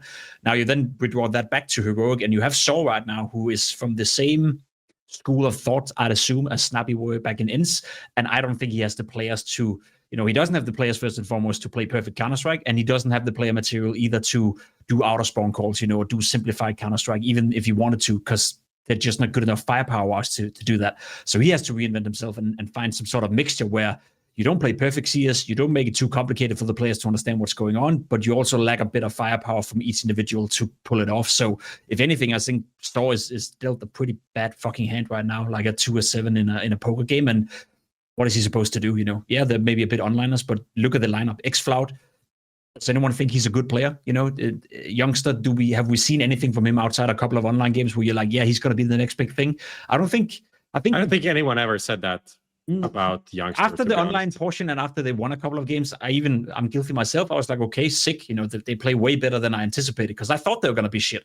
I thought they were going to, just fade away from the earth and not be relevant at all. And then they come out of the gates, playing decent Counter-Strike, especially the online portion at Blast Bounty, and you think to yourself, okay, maybe there's something here. And even I was standing behind them in Katowice and watched him play a couple of times, and probably shouldn't have done that, and I thought to myself, so now we have the culprits. We have the culprits. Exactly, yeah. And I thought to myself, listen, they come well, they play well, they're doing a decent job. I think they lost the game anyway, but it wasn't too big of an issue. And then everything I've seen since has just been shit. And it made me think, that the way Saw thinks Counter-Strike is probably similar to the way Snappy thinks Counter-Strike. And from what I heard, what didn't work out in Falcons with Snappy and Sonic, I can understand why Saw is kind of tied in how he approaches this, Also losing Nilo and not being able to field him as a player. I don't know what the fuck is going on in that regard. Might be able to get him out now. Then maybe they make a change. Hopefully, but they should have done that way before, right? So I don't think it's not him, I think it's him not being able to play for some reason that we don't know. Otherwise he would be playing right now. There was definitely some reasons early, yeah. Whether that was public or not. Yeah, I think there'll be some adjustments. Like there'll probably be some adjustments down the stretch, right? Because as far as their VRS goes, we'll have to see what comes out in the wash after the next few events, right? They're not in Lisbon, right? No. So not. They don't really have many more opportunities to get points, so they'll probably have to be in the MRQ. All right, Jacob, you wanted this one. We're going to give it to you, mate. We're going to give you FlyQuest. What do you have to say about the Australians with a Romanian flair? I'm not sure if the major was the biggest fluke ever, of them actually showing they could play Counter-Strike, or what the fuck happened ever since they took a break, brought in Regali, and then came in to play this season, because it's been atrocious result-wise. It's been atrocious even watching them play. I don't know if you agree with that, Chad, but I think what we saw at the major in Shanghai, there was actually some decent Counter-Strike, at times. And I thought to myself, okay, you got something to build with.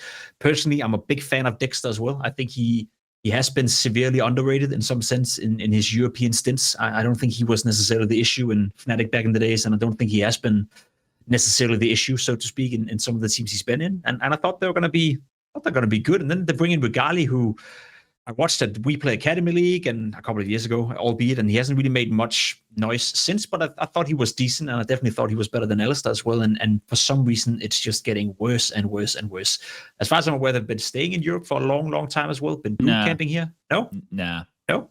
Well, during Katowice, they were staying prior to Katowice, right? They were staying there coming into the tournament for a 2-week boot camp or something? Nah. No? Nah. Well, I think they went home after Bounty. Yeah, sick. Why? I don't know. Actually, I'm pretty sure they went home after Bounty. See, that changes even more for me, because why the fuck would you do that then? Like, I think they either went home, they definitely went home before Cluj. So maybe they didn't go home after Bounty. I could be wrong there, but they definitely went home after Cluj. And I think they definitely went home after Katowice. With the way but the after VIS Cluj, are only right two now, of them went home. yeah. But But the way the VIS are right now, you're looking at Bounty, you're looking at Cluj, you're looking at Katowice, and you're thinking to yourself like, those tournaments we got to do as good as we probably can, and then afterwards we can maybe be a little bit picky if we go to every tournament or if we go back or we stay in Europe.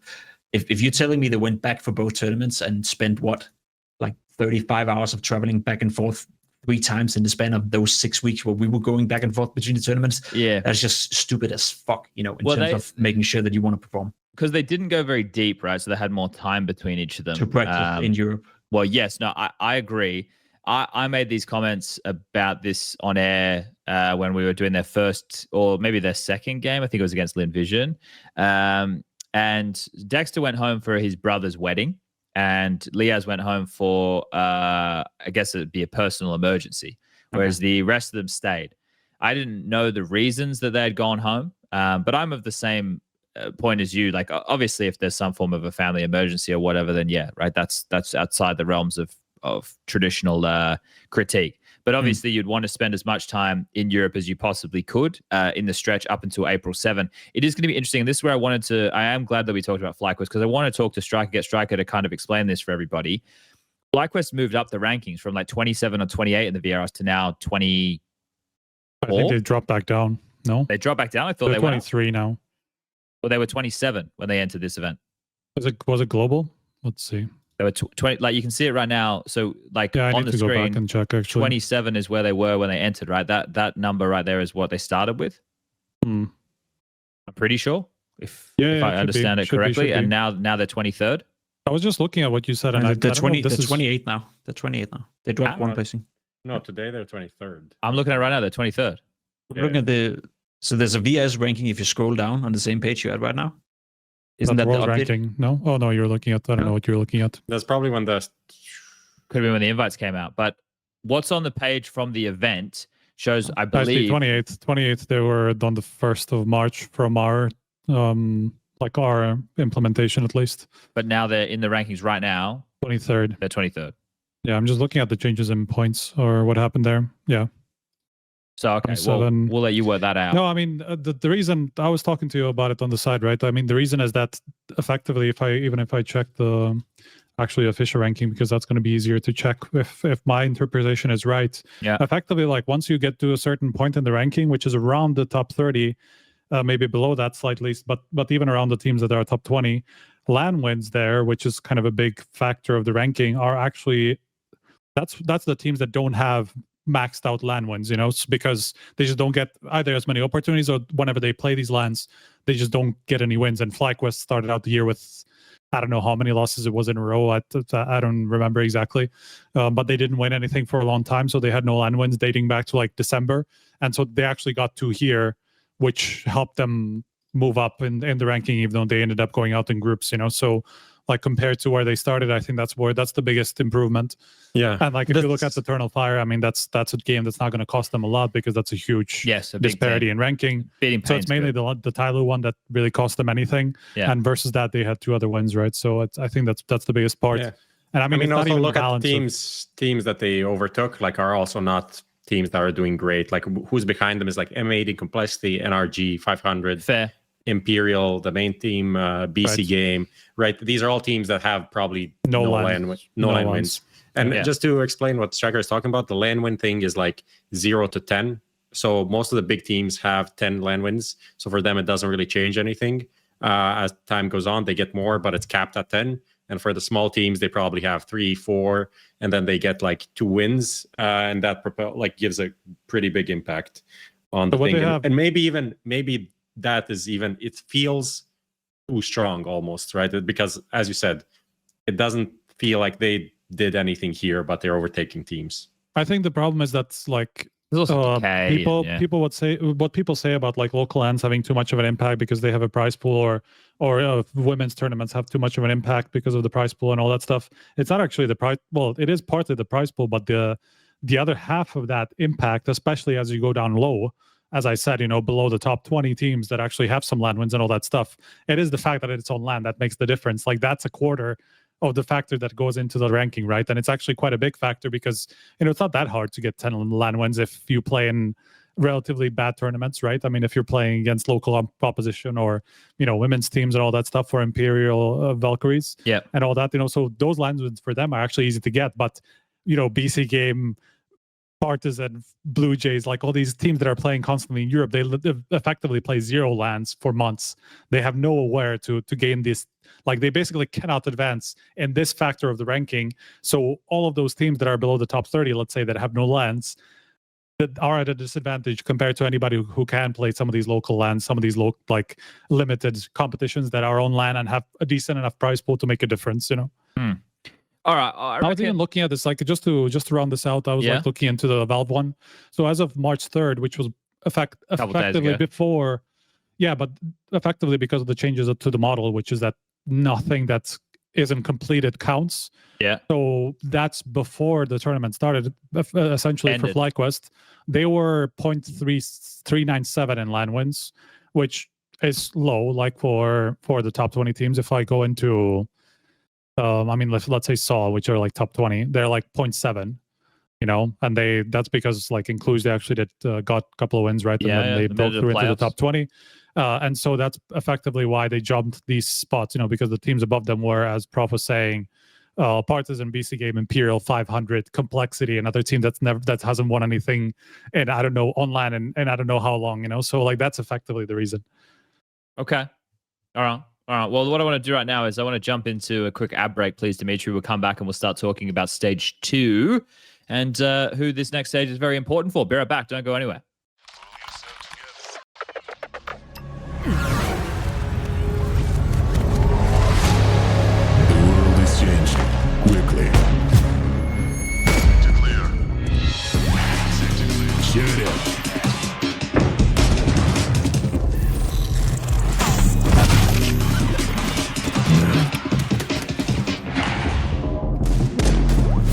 Is changing, but one thing remains the same: victories with 1xbet.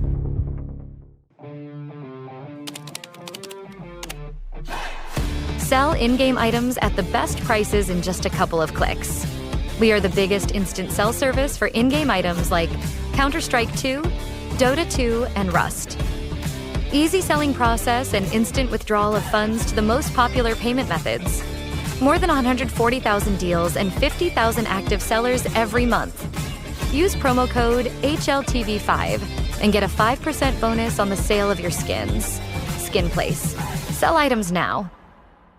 When every move counts, your chair shouldn't hold you back. Top esports players are switching to Anthros for unbeatable support and performance that keeps them in the game longer. Designed to support your unique shape and built with medical-grade components, Anthros is setting a new standard for comfort. Check out the Anthros difference today and get ready to fix your sit, because gaming deserves more than just a chair.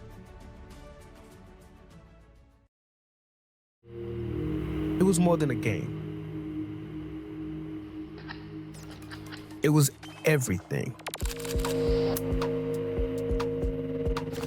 Every single emotion on display.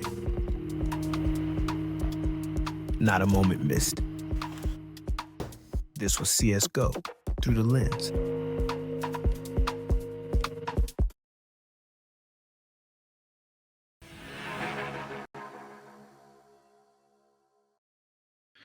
All right. We're going to quickly get into, what's to expect for stage 2. Prof's going to quickly find and send to Dimitri the tweet that came out from ESL regarding the reseeding and who's playing who, because that's very important. But let's do this, boys. I'll just quickly read out the teams, and then we can say which teams, and I guess VRS Striker, if there's any ones here that are very noteworthy, who it matters to a lot. We got Spirit, Vitality, Mongols, Mouse, Falcons, Eternal Fire, G2, Na'Vi, GamerLegion, Pain, 3D Max, Liquid, FURIA, Saw, MIBR, and TYLOO. Those are the 16 teams. It's going to be the same format. Swiss best of 3 the whole way through. 4 best of 3s a day over 2 streams for the first 3 days. The final 2 days will be 3 best of 3s One day we'll have 2 streams, one day we'll just have 1 stream. 8 teams qualify into an 8-team single elimination bracket with the best of 5 as a grand final. Okay, that's the format. That's what to expect over the next week in a bit of Counter-Strike. Strike, are there any names there that I just read out that it really matters for to have a good tournament in terms of VRS more than others? I mean, 2 of them stand out because they're not in Lisbon, which is 3D Max and GamerLegion. They are on the kind of just on the edge of the MRQ, right? Because like this is going to be a kind of a big storyline throughout this month, right? Because this is the last month that will count towards the invites to the major. And so effectively, if you're not playing, or if whatever you're playing outside in EPL or Blast Lisbon, those 2 events are effectively the only thing that matters outside, as far as top competition goes. There's like the CCTs and blah, blah, blah, a bunch of the stuff that's happening under that. There's also, is Qatar happening before that, or is it after that, actually? I think it's after. Okay. So these 2 events are effectively what we're looking at in terms of like what's going to decide who's going to go straight to the major, who's going to go into the MRQ and all that stuff. And 3D Max and GamerLegion are currently ranked 10th and 12th in Europe. GamerLegion are the higher one at the moment, but they're very closely together, sandwiching Virtus Pro effectively, Okay, so within them like doing 30 well, points from each other. You and know, it so seemed like Na'Vi doing poorly could be a really good thing here. exactly. I mean, Na'Vi, as we said, like in the last episode, like it seems difficult. It seems very difficult because they Because of are the both gap. in Lisbon and Yes. in EPL, and so for them to bomb out of both is fairly unlikely. You know, so they're probably safe, you know, as long as they go top 6 in Lisbon or whatever, or even top 8 here. Like they're probably going to be okay because there's a decent gap. But GamerLegion and 3D Max, because only the top 10 teams go straight to the major, they're exactly at the cusp, exactly at the edge, with Virtus Pro just around them. Virtus Pro and Astralis are not here, right? But they will be in Lisbon. Yeah. Okay. Yeah. Right, exactly. You know, so those 4 teams are probably the biggest ones. So are also just outside of that, but they are quite a big step down. So they would probably have to do really well in this tournament to actually get into the top 10. Sure. But those are the kind of like the 4 or 5 teams that I'm looking at the most, where that's going to be the this is going to matter the most too. Yeah, in NASA, like in the Americas region, there's not like all of the. These are all the top teams. Top 5 teams right now. Blast put out like a little tweet, which is pretty nice. Are Pain, Liquid, Furia, MIBR, and Wildcard. And like Wildcard is not here. The rest of them are all here. So don't really think anything's going to be really From that important for them. No. This is one that I have, though. How well will TYLOO have to do to get ahead of FlyQuest? Pretty well. It's like 100-point gap. I mean, they would look for them. Any win is probably worth a lot because they're starting at a fairly low points. Yeah. So I would imagine it's like any win against the top 10 team would possibly get them there, because that's like the 100-point gap is actually pretty possible to bridge with just one result if it's a big enough result, you know, because that's also going to give them a little bit more prize money, but like a bigger prize money bump.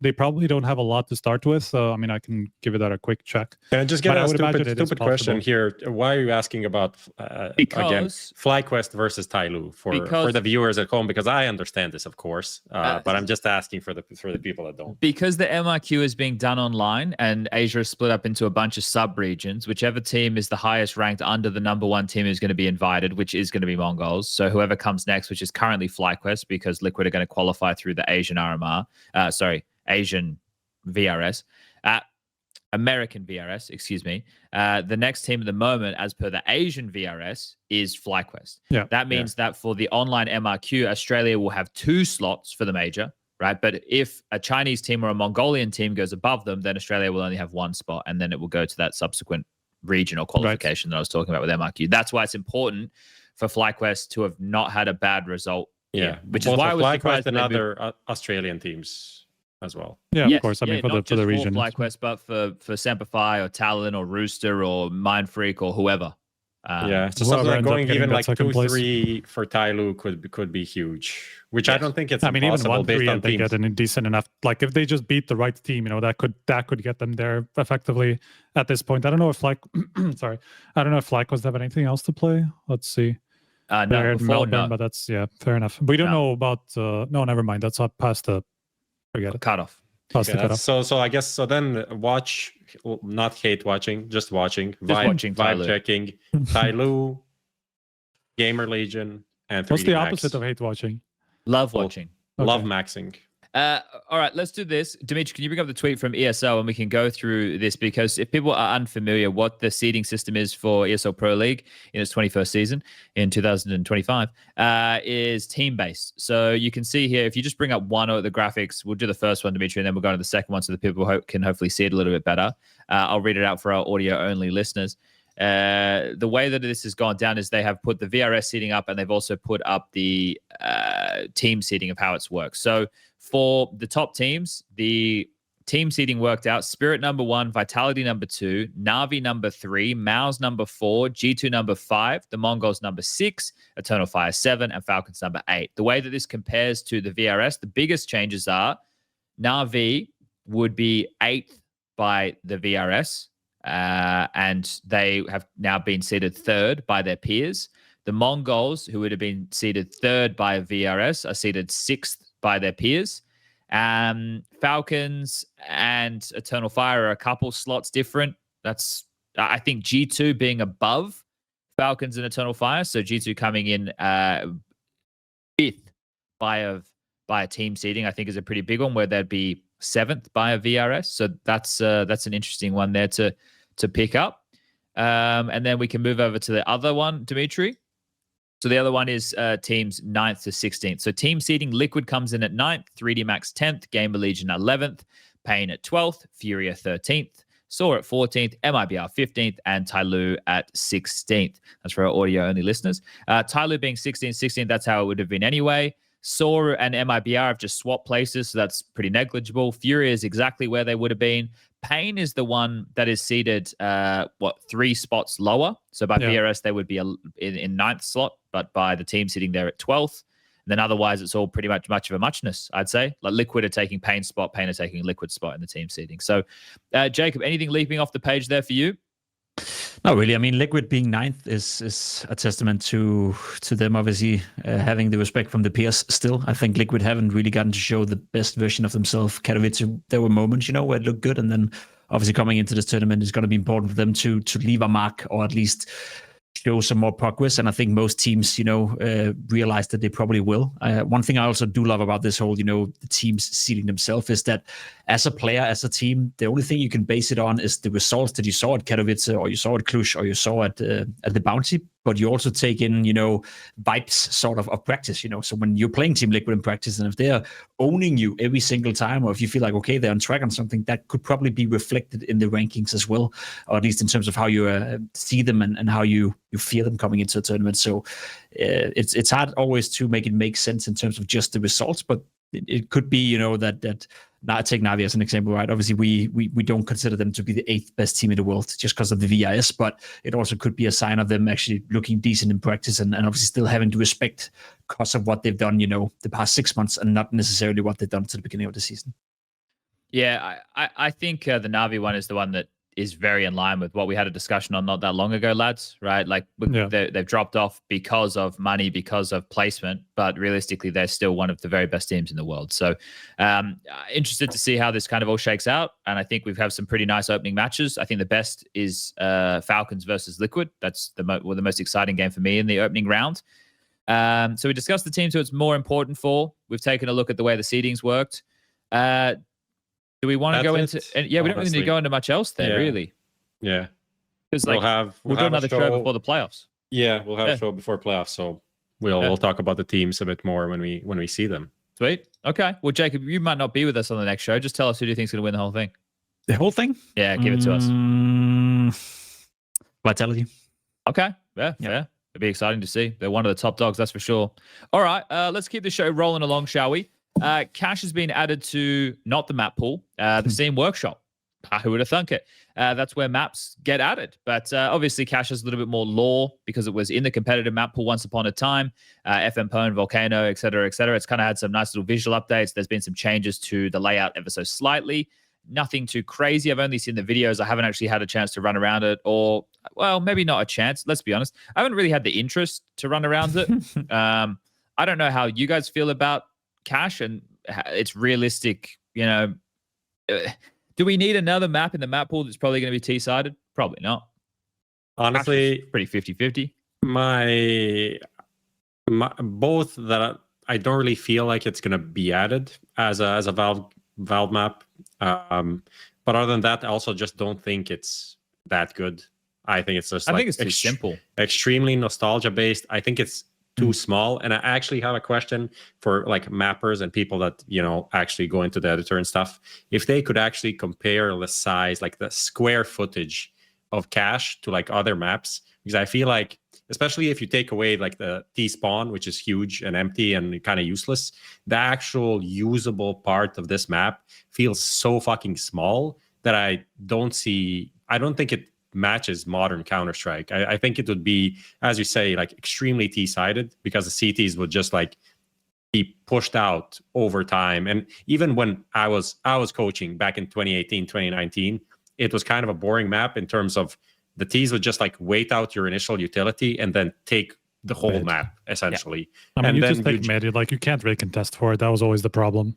Yeah, and I don't see any changes that would like make any difference to it. So like, why are we getting what are we getting excited about? I don't think like the meta of the map was bad, and nowadays people use utility so much better, and utility is more useful on the T side than on CT. Like you can do stuff with like exploding like smokes and stuff, but that's even going to help the T's more than the CTs. So ultimately, completely not excited about cache, and it looks kind of this green version. It's still kind of green. I think it looks it's better worse than the green version, but I think it's worse than the original, which was I think it was like the visibility was just more enjoyable for the eyes. I think this is just. But correct me if I'm wrong, right? Did we have the same thing in CS:GO where it was pulled out of the active map pool and then it came back in the reworked version and the green version, and then it came back, it was in the workshop, nobody played it, no one cared. Then we moved into CS2, and now we're having the same thing happening again, where the map comes out and now you can play it if you want to, but no one really cares. As you said, it's simple. It's the timing for it as well. I think that's the main issue, right? We have a lot of T-sided maps now with Anubis coming in, Ancient coming in, like new proper modern maps, and the timing to reintroduce cache probably made sense 5 years ago. Doesn't really make sense now. I think the thing is, I'm just loading up CS now. I'm not going to jump in the map. I just want to make sure I get my terminology correct. So red. But in terms of when you go and play, competitive maps, so I just want to make sure I had the term right, because, it used to be called like scrimmage or whatever the fuck. When you go and select competitive, right, in there you can pick, at the moment it's Bath Salts and Eden, right? They're the two maps in there. And Vertigo's still there and Overpass is still there. The Bath Salts and Eden are the community maps, but we might see like cache end up there. But I don't think that, because Valve, if it's going to be a competitive map in the map pool, like proper for majors and everything, Valve want to own it. That's what they did with Anubis, right? They bought the map. They want to own it. So if there are any adjustments that they have to make, they have to make them. So then the next question becomes, and I'm sure someone could go and ask FM Pone this, but will he sell the map to Valve? Right? And we did ask FM, not exactly that question, but we kind of asked him about the potential of it becoming an official map. And the response was very elusive. Let's just say it was something along the lines of, we'll see how the reaction informs the decisions, so it's kind of almost like he's hoping that, the excitement of the community will push Valve to kind of like maybe, I don't know, accept the deal, or in some way change the deal that they've done with previous maps, like in some of those ways. So it didn't fill me with a lot of hope that's actually going to be any sort of movement. Your co-creator works at Riot, Chief. What do you think's going to happen here, man? Like, what we're just... I don't think it does. Volcano work to do anything on this map anymore. I don't think so. He's still credited, though. Is he? I think so. Well, maybe just because of the layout and all that stuff, like because he's like the OG. I mean, 95% of this map is exactly the same. It's just redone from the ground up in the new editor, I'm assuming.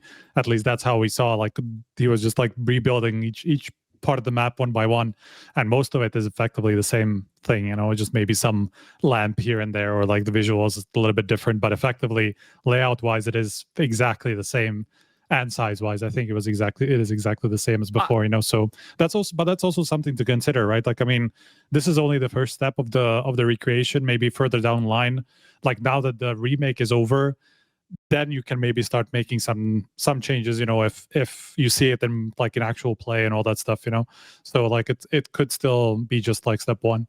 Yeah. Look, I think it's good to put the new tools and the new engine on display. Like he's done some nice things in terms of the visuals. Like whether you like it or not, like Prof, you're talking about visibility, right? But I think this is, if you look at train, that's probably the direction a lot of maps are going to go. There's going to be more to it. There's going to be puddles. There's going to be reflections. There's going to be this. There's going to be that. That's just going to be the way the game evolves. You know, we're into CS2 now, where we're 10 years of CSGO. We kind of got to the end of being able to milk what we could out of the Source 1 engine. And now we're going to see what's happening with CS2. And I think that's probably the best thing from it. Like I said, it might end up in the competitive pool where people can pick it community-wise, but unless he's willing to sell it to Valve, I don't think he's going to enter. That is what are the odds, by the way. And there it is. Let's get into it. So what are the odds Cash is going to enter the map pool? And I mean proper map pool, like the 7 played at majors between the top teams in the world. Now, was that the question? Or did we make it for the matchmaking thing? I think I made it you want it for the matchmaking thing? Yeah. Cash is in the MM map pool. Okay, there you go. Cash is in the MM map pool before June 1. Yeah, because there's no world before the end of the season or whatever that it can actually come into the map pool. Like there's no chance for that, I think. So this would mean that there needs to be a sizable update, right, to change the community map. So Bath, Salts, and Eden would need to come out.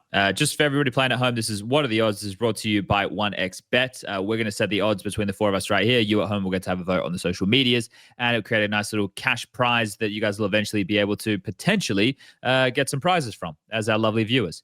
So let's go. Who wants to set the initial odds? Anyone got a strong feeling about this? So the matchmaking map pool, so the competitive map pool. Any thoughts before June 1? 2.5. 2.5? 2.5. It's not gonna happen. They're too busy with all sorts of other stuff, and I don't think the timing for Cash is not right. And I think the history of as you said, it sounds like there's a lot of history in terms of there's a politics in the map as well. I just don't see that happening anytime soon. No. People don't like me calling basalt bath salts, but I'm gonna keep doing it. So it's not gonna stop, boys. Okay, so Jacob's gone very low. Striker? I was saying 10%. 10%, yeah. Okay, that's also still quite low. I think it's going to enter, but I don't know when. That's kind of thing. Yeah, I think it's going to happen this year. But the timing wise, I would say like 30%. So, because there's also the map core competition that's going on at the moment right now. The same, yeah. So it depends on what comes out of that, but nothing is going to have the popularity of Cash, right? Because of the nostalgia factor. So we're not going to be able to dispute that. That is a fact. Yeah, right? but then Anubis and Ancient weren't that popular. I mean, they were in the matchmaking before it started. I mean, it didn't help Tuscan back in the day. I think that was the most popular. It did end up in the MM. Did it? Yeah, I guess it did. Yeah, it did end up in the MM. Yeah, true. I'm going to go much. Oh, Prof's gone 30%. Fuck. I was going to say I'm going to go much higher than you guys. I'm going to go 42%. So before June 1 still gives us a couple of months. I expect a decent sized update before then. That's because like half the copium and the hopium. And I think because of the popularity. You think that's going to be okay? Fair enough. Well, and it just needs to be a case, right? Or another change to before the fucking major. Do you think? Yeah, dude. Do you think these guys do things on a schedule? Like they're not going. No, hey, but that's my point. They will have stuff to do with around the major, so that's why they will not do anything else. Yeah, but the guys who are doing this type of an update are not the same guys that you're talking to. Well, what you think? Fucking Brian and Edo are out there. I'm not talking about. Yeah, but those guys are also not the ones who are working on all the updates. Like they make the decisions a lot of the stuff, and like they make general ideas and like they drive the updates, but they're not the ones actually coding it. Like it doesn't hold up. It's a flat circle hierarchy, Striker. There's no boss, all right? But that's my point. But like they are more on the, I don't know how to call it, but they're whether they're gonna have time for coding it is not my point. But I think, with the Armory, I think they're going to push a new, Armory update. Like, I think they'll get some more sausage men, and there'll be, a new gun. Like, I reckon they'll do that, and with that, they'll probably change some community maps. Before the major? Yeah. Sausage. Why not?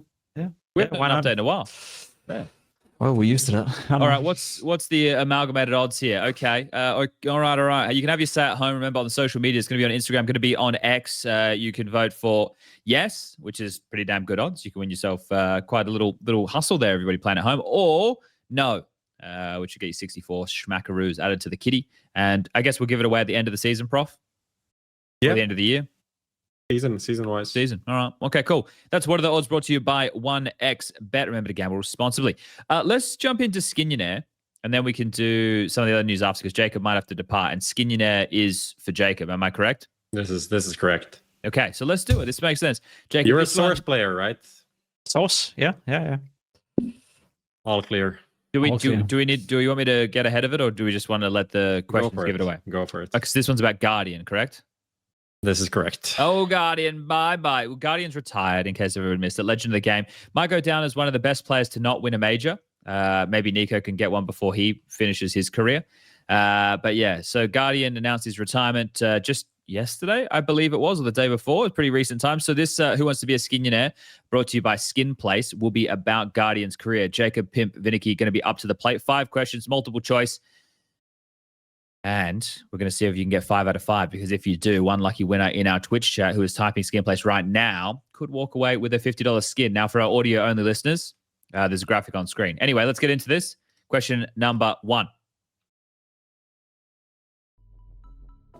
Before joining Na'Vi, Guardian played for, I can't even say that one. What does it say? Fraternitas. Fraternitas, Astana Dragons, or FaZe. That is A, Fraternitas, B, Astana Dragons, C, FaZe. Before joining Na'Vi, Guardian played for. Yes, he played for This one's FaZe. an easy one. Yeah. Didn't he play in FaZe after Navi, no? But before he joined Navi, the which time around? Yeah, he was in Navi twice. Because he rejoined Navi after. Yeah. So did he? That's actually a trick question. Dimitri did these. Yeah. Well, Which time are we talking about, Dimitri? Because that's at least it will inform the decision, I think. Well, only one is correct. he never played in Astana Dragons, did he? That was. I also don't think so. I think it's got to be the obvious answer. Yeah, Man. let's go with FaZe then. He rejoined after Locking FaZe. in C, FaZe, and we'll get Dimitri on the line to fact check this. Locking in C, correct answer is C, FaZe. All right, well, there you go. So, yeah, second time's the charm. Let's get into question number 2.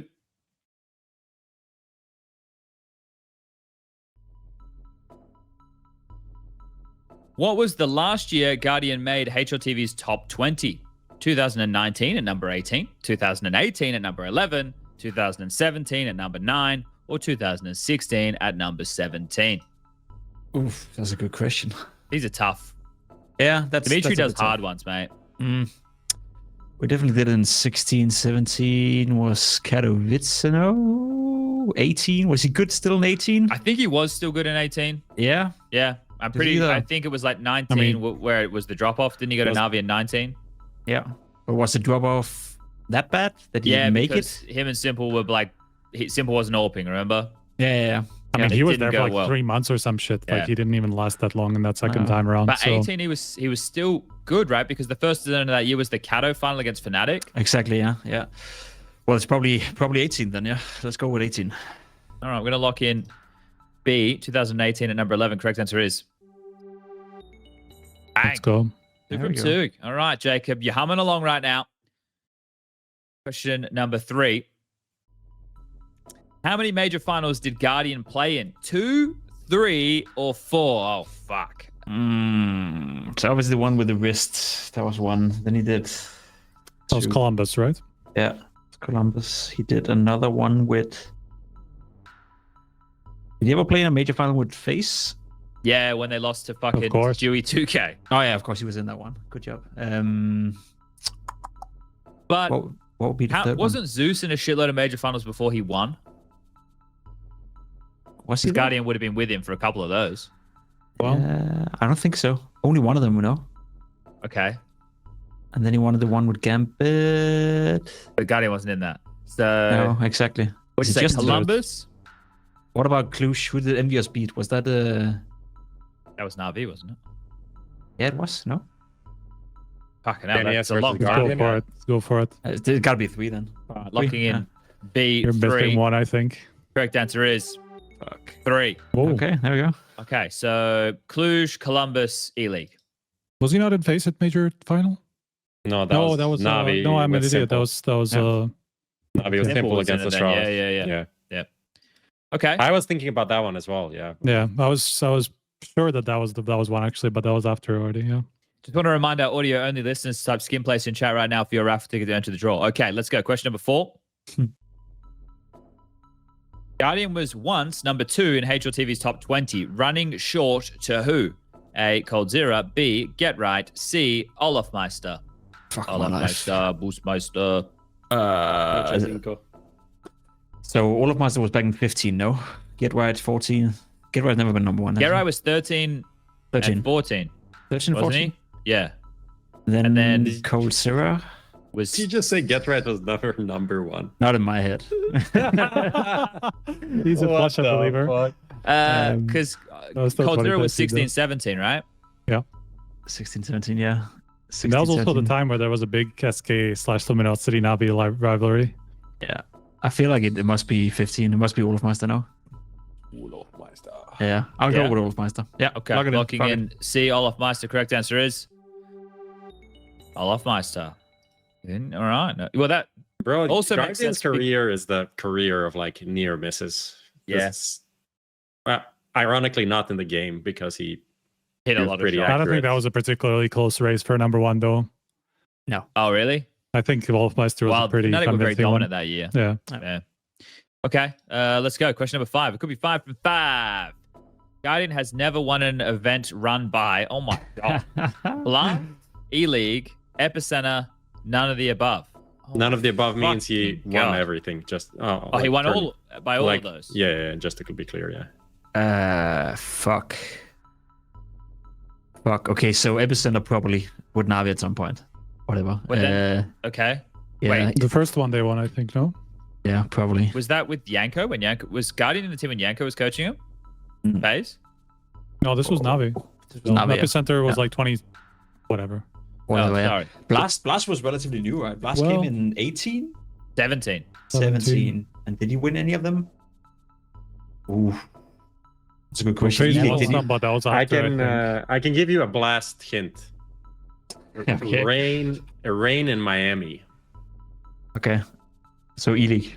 So then there would be none of the above. Because didn't he win an E-League? I go with E-League. Fuck it.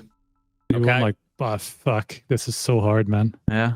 Locking in B, E-League. Correct answer is none of the above. Okay. Oh, damn. 4 out of 5 ain't bad. Some tough questions by Dimitri put on the line. I think he did win an E-League, though. I Was it don't like know. season 1 or was it like the big one that was like the... Season 1 was 2016 and I was still playing. So it wasn't that one. No. Didn't they win like 2018, like a E-League Like the season Invitational? 1, whatever, E-League Premier it was called at the time, I think. Yeah, I think- Yeah, I I think the think. first season of that he won.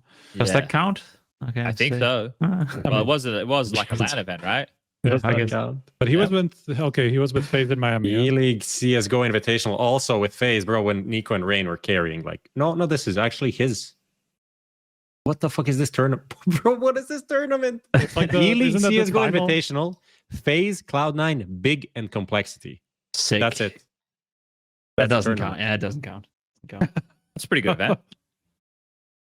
Yeah. Oh, 2017. that Envious counts. was there. Navi was Okay. there. Renegades was there. North were there. Australis was there. You know, Fuck's sake, man. Okay. a few more teams. Liquid, Mouse. That was SK. tough. That was tough. Bro, I would have failed. Like, I would have gotten like one of these, man. You did well. Dimitri Yeah. does hard work around here. For your mate, Guardian, Striker, you do so bad. It's too long ago and like too intertwined. And like, I don't remember when it was Navi and when FaZe and whatever. And like, it's so fucking hard. Well, yeah, this quiz obviously was to honor Guardian, but let's draw a winner because our people will reach out to your people. That is Bassi_B. We'll reach out to you, get you a voucher for your skin, not the $50 skin, but I think it's 15 for 4 out of 5. So congratulations. Thank you, Jacob, for giving it your best shot. As Striker said, that was quite difficult. But yeah, Guardian, I think will go down as one of the best players to not win a major, which is a sad mark to leave, considering how storied his career was. Jacob, you'd remember him from the Source days, I'm sure. Yep. PHP Yep. and all those boys. He was good. They were very good in the Source days. Guardian also had like a little 1.6 stint, didn't he? He left Source, then went into the local scene for like 1.6, fucking destroyed everybody on the local scene and just like won everything, like against Oscar and all that stuff. Like Oscar was like dominating at that point. Guardian comes and just shits on everybody. Like just like that, you know? Yeah, I remember like because watching them in Source, right? His team, Reason Gaming, for those people who aren't too familiar with it, because that's they were like after my CGS time. So I was playing like 1.6 in Oz and Source as well, but I was also, that's when I was working in grocery stores and becoming a plumber and doing everything like that. So, but yeah, Reason Gaming were really good. They were one of the better Source teams that could rival the French from time to time. Obviously, you had your Danish teams as well, and some British teams were actually all right back then in the Source days. But yeah, Guardian had a pretty crazy career as someone who was from a very small scene, played in a Ukrainian/Russian speaking team, played in one of the greatest international teams ever. He learned Russian to, essentially. I mean, he back in the day when he was kind of blowing up in CSGO and stuff like that, it was the international teams weren't really a thing, right? So he had the option playing in a Czechoslovakian mix or figuring out some other language that we can speak, because like the UK CS didn't exist. I mean, it did, but it wasn't really good. So it was like learn French, learn Swedish, or learn Russian. So he learned Russian because it is similar, I guess. It's a Slavic language to Slovakian, but it's not like people could maybe think that you just know it, but you don't. Like he did learn it just to be on It's funny. Adverse Pro, right? First, and then other teams, Navi after that. Yeah, I'm laughing because I just remember a story when I was talking to Starks at some point about Guardian, like when he joined Navi, and like how good his Russian was at the time. And he's like, Starks' response was something like, he's like a dog, like he understands everything, but he cannot speak so much Spanish. Yeah, no, fair enough. Do we know what he's going to get up to? Is he staying in the space? Is he going to train? He said he would be streaming. Okay. So just kind of, staying in the scene in some way, but not actively involved, Because he was coaching BC Game, and then he was also he came back. Yeah, because was it Anarchas he was playing for or whatever, who wasn't in the team? Yeah, okay. Well, shout out to Guardian for a fantastic career, and hopefully we see him around. Okay, what else we got to do? We've got a few other bits and bobs that we need to get through. TC departing Cole. There was a tweet that came out from one of those classic accounts like yesterday or the day before, which was like Cole minus TC. That's kind of been officialized today, I believe it was. So Complexity, everyone knows Elige left, and they benched Floppy, or they got rid of Floppy, and then they brought in Sixy and Nix. For them, they've just been on a bit of a downward slide, which is understandable. You lose such a strong player in Elige, it leaves a massive gap, and the team was kind of being held together with sticky tape and glue. PC being the man to get cut. He was with JT for quite a long time, ever since, what was it, like 80K? Was he cut? Do we know the nature? Because his contract expired. I don't know who was on the side of like, we don't want to renew. That's true. I didn't actually read. I just assumed he was cut. That's a bad assumption. Sorry, TC, Mr. Doctor. Yeah, but because it could be just like, Complexity is now doesn't have the same budget they have when they signed him, right? So maybe they're just like, let's look at a cheaper option for us, because let's be real, like coaches are important, but they're not as important as players. So he might have been getting a higher salary than some of these new players coming in. True. So it makes more sense to maybe just do it. I mean, it sounds rough, but like you need to use the money where it's making the most bang for the buck. So this is how I read into it. But again, it's purely speculation. I think he's maybe he's not a good coach. Maybe he doesn't know much about the game, but his vibe check passed 100%. So at least on the vibe side, I think he could add to teams. I think one thing I will say, it's always impossible from the outside to know how much of an impact a coach is actually having on a team. But I think for the vast majority of last year, when Elige was still in Complexity, in terms of how they were preparing for games and how they were opening up the games and how they were opening up rounds, I think we had that conversations many times on the desk as well, where we're like, Complexity's issue is not, not being prepared enough or not having good strats or having good ideas of how they want to approach the game. The issue is that they can't win a 3v3 or they can't convert a 2v1 or a 3v2. 4v2. Yeah, something like that, because the players are just, I don't know if they were dropped at some point, whenever it got into those situations, or if they just lost confidence in those moments. But it felt like, if you were to rate teams in terms of how good were they at opening up rounds, if the round would stop when it was a 3v3 or when it was a 2v2, I think Complexity were a way, way better team that they had the results to show for, but they were arguably the worst out of all those teams in converting them. So I think if we were to play with the idea that TC played a big role in preparing for opponents and speaking with JT and figuring out how you want to open up rounds, and how you want to base the first couple of calls in a game against a certain opponent. I think his track record is pretty good. He was let down, Elise was let down, and the players themselves let themselves down by not being able to freaking convert rounds that were at most unlosable. Elise was the gift that they got, right? And then when they started CS2 with the Sydney final, it could have been promising from there, but they weren't able to string consecutive good results together. So obviously that leads to Elise leaving. Then the fact that the org had the whole phase situation go on right there. So, and obviously they went with phase. It makes more sense. So then money's another problem. You can't keep Elise. And now you're supplementing it with North American players who are untested and unproven overseas. And like Prof was talking about as well, money being a bit of an issue. When you would have done those contracts previously, they had a lot more cash, right? So the tweet that comes out there is, after 3 years together, today we part ways with TC. We thank you for your dedication and spirit through the highs in Sydney and yon shipping to the lows. Thanks for everything, coach. TC also came out saying that we're here after he's going to head home, spend some time with the family to recharge. So I'm paraphrasing. For now, I'll be recharging in South Africa with the family while I await my next adventure. He wrote, I'm a free agent and open to opportunities in any region. So be interesting to see if he gets picked up, because sometimes with coaches, they don't really end up anywhere for a while. And the only thing you can go off is the word of the players or the org. And he's not tied to the org anymore. So they don't have to only say nice things to try and sell him. I'm not saying people will say bad things. I'm just saying that they're not inclined to only say nice things to try and get him out of the door. But yeah, complexity, unfortunately for them, it's probably just going to continue to be a bit of a downward spiral. I was thinking about what M80 could do. They need to make some changes, don't they? Is there anybody, if you were M80, that you'd want to poach from Cole? I mean, I think... What about Floppy? Well, I thought about that too, because we're thinking the switcher, right? Yeah. Yeah. It's not a bad shout. Wait, is Floppy benched or he's benched, I think. I'm not sure, but he would play some similar positions to that of Rec. So he would need to transition his play style a little bit, which I think Floppy would probably enjoy. There's no team. So is he released? It must have been released. Part ways with Floppy, yeah. Sorry, Jacob, what were you going to say?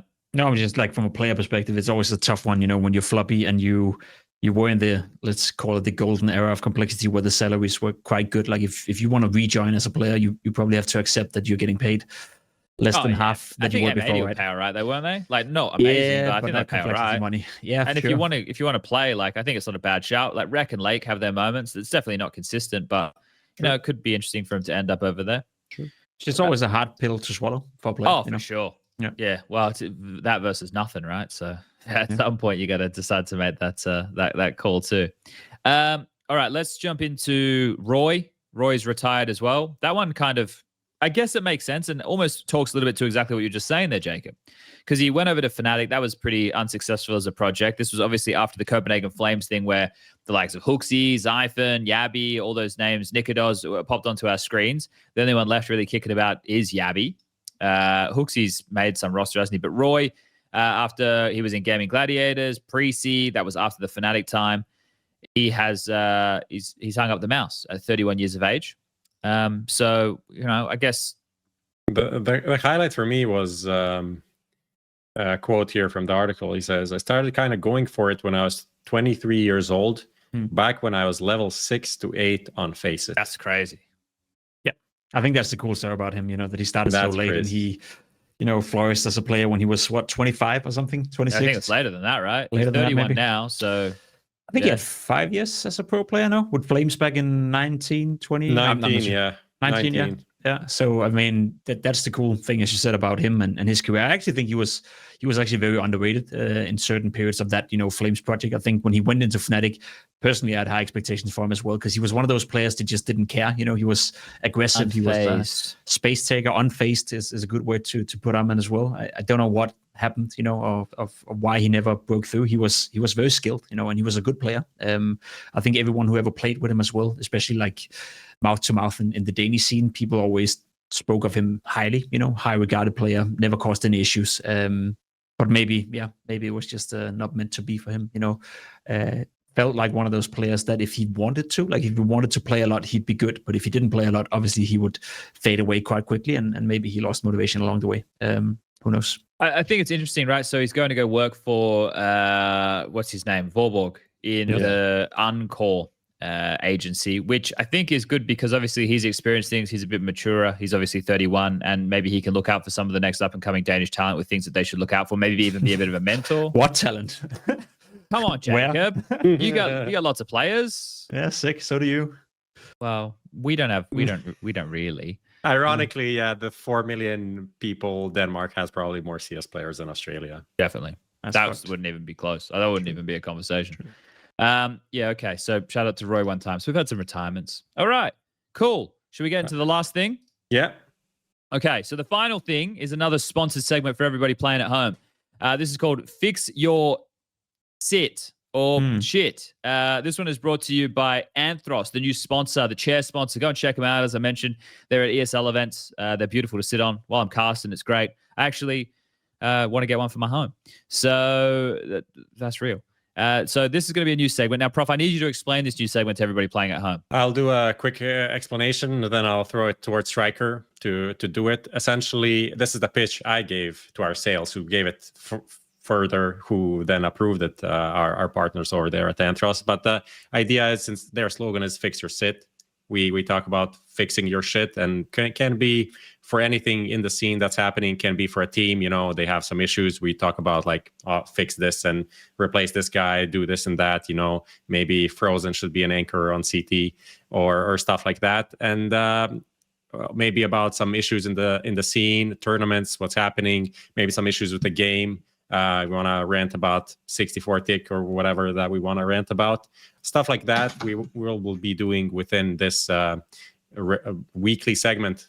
That's a brilliant idea. Yeah. Yeah. For you. Yeah. Yeah. So you think I could go into like sales maybe at some point? What do you think? Probably. I mean, you kind of are, though. Maybe Pimp, next time you need someone to work on your partnerships, maybe we can maybe next time. But yeah, that's the idea. And then for this week, the big topic, which was, it's kind of bubbling under the surface. I don't think it really became it didn't reach the front pages of Reddit. I feel like, at least, it didn't really make the headlines, is multiple different issues with PGL Bucharest and the qualifiers, right? Not even that. I think it goes a bit deeper, but essentially the idea here is for someone to have like a brief up to 1 minute pitch of like, what are the issues, and then we can go into discussion of why, how to fix it and stuff like that. So I'll go to Striker, who is the most informed on this, and you can tell us what went wrong with PGL. Right. So, I mean, you were talking about it hasn't made any headlines. Effectively, I was working on this story for the past couple of days, and it's going to come out today because I got a statement from PGL about it and all that. So something to keep an eye on further if you want to get like kind of all the context and all that stuff. It's going to come out in a couple of hours probably.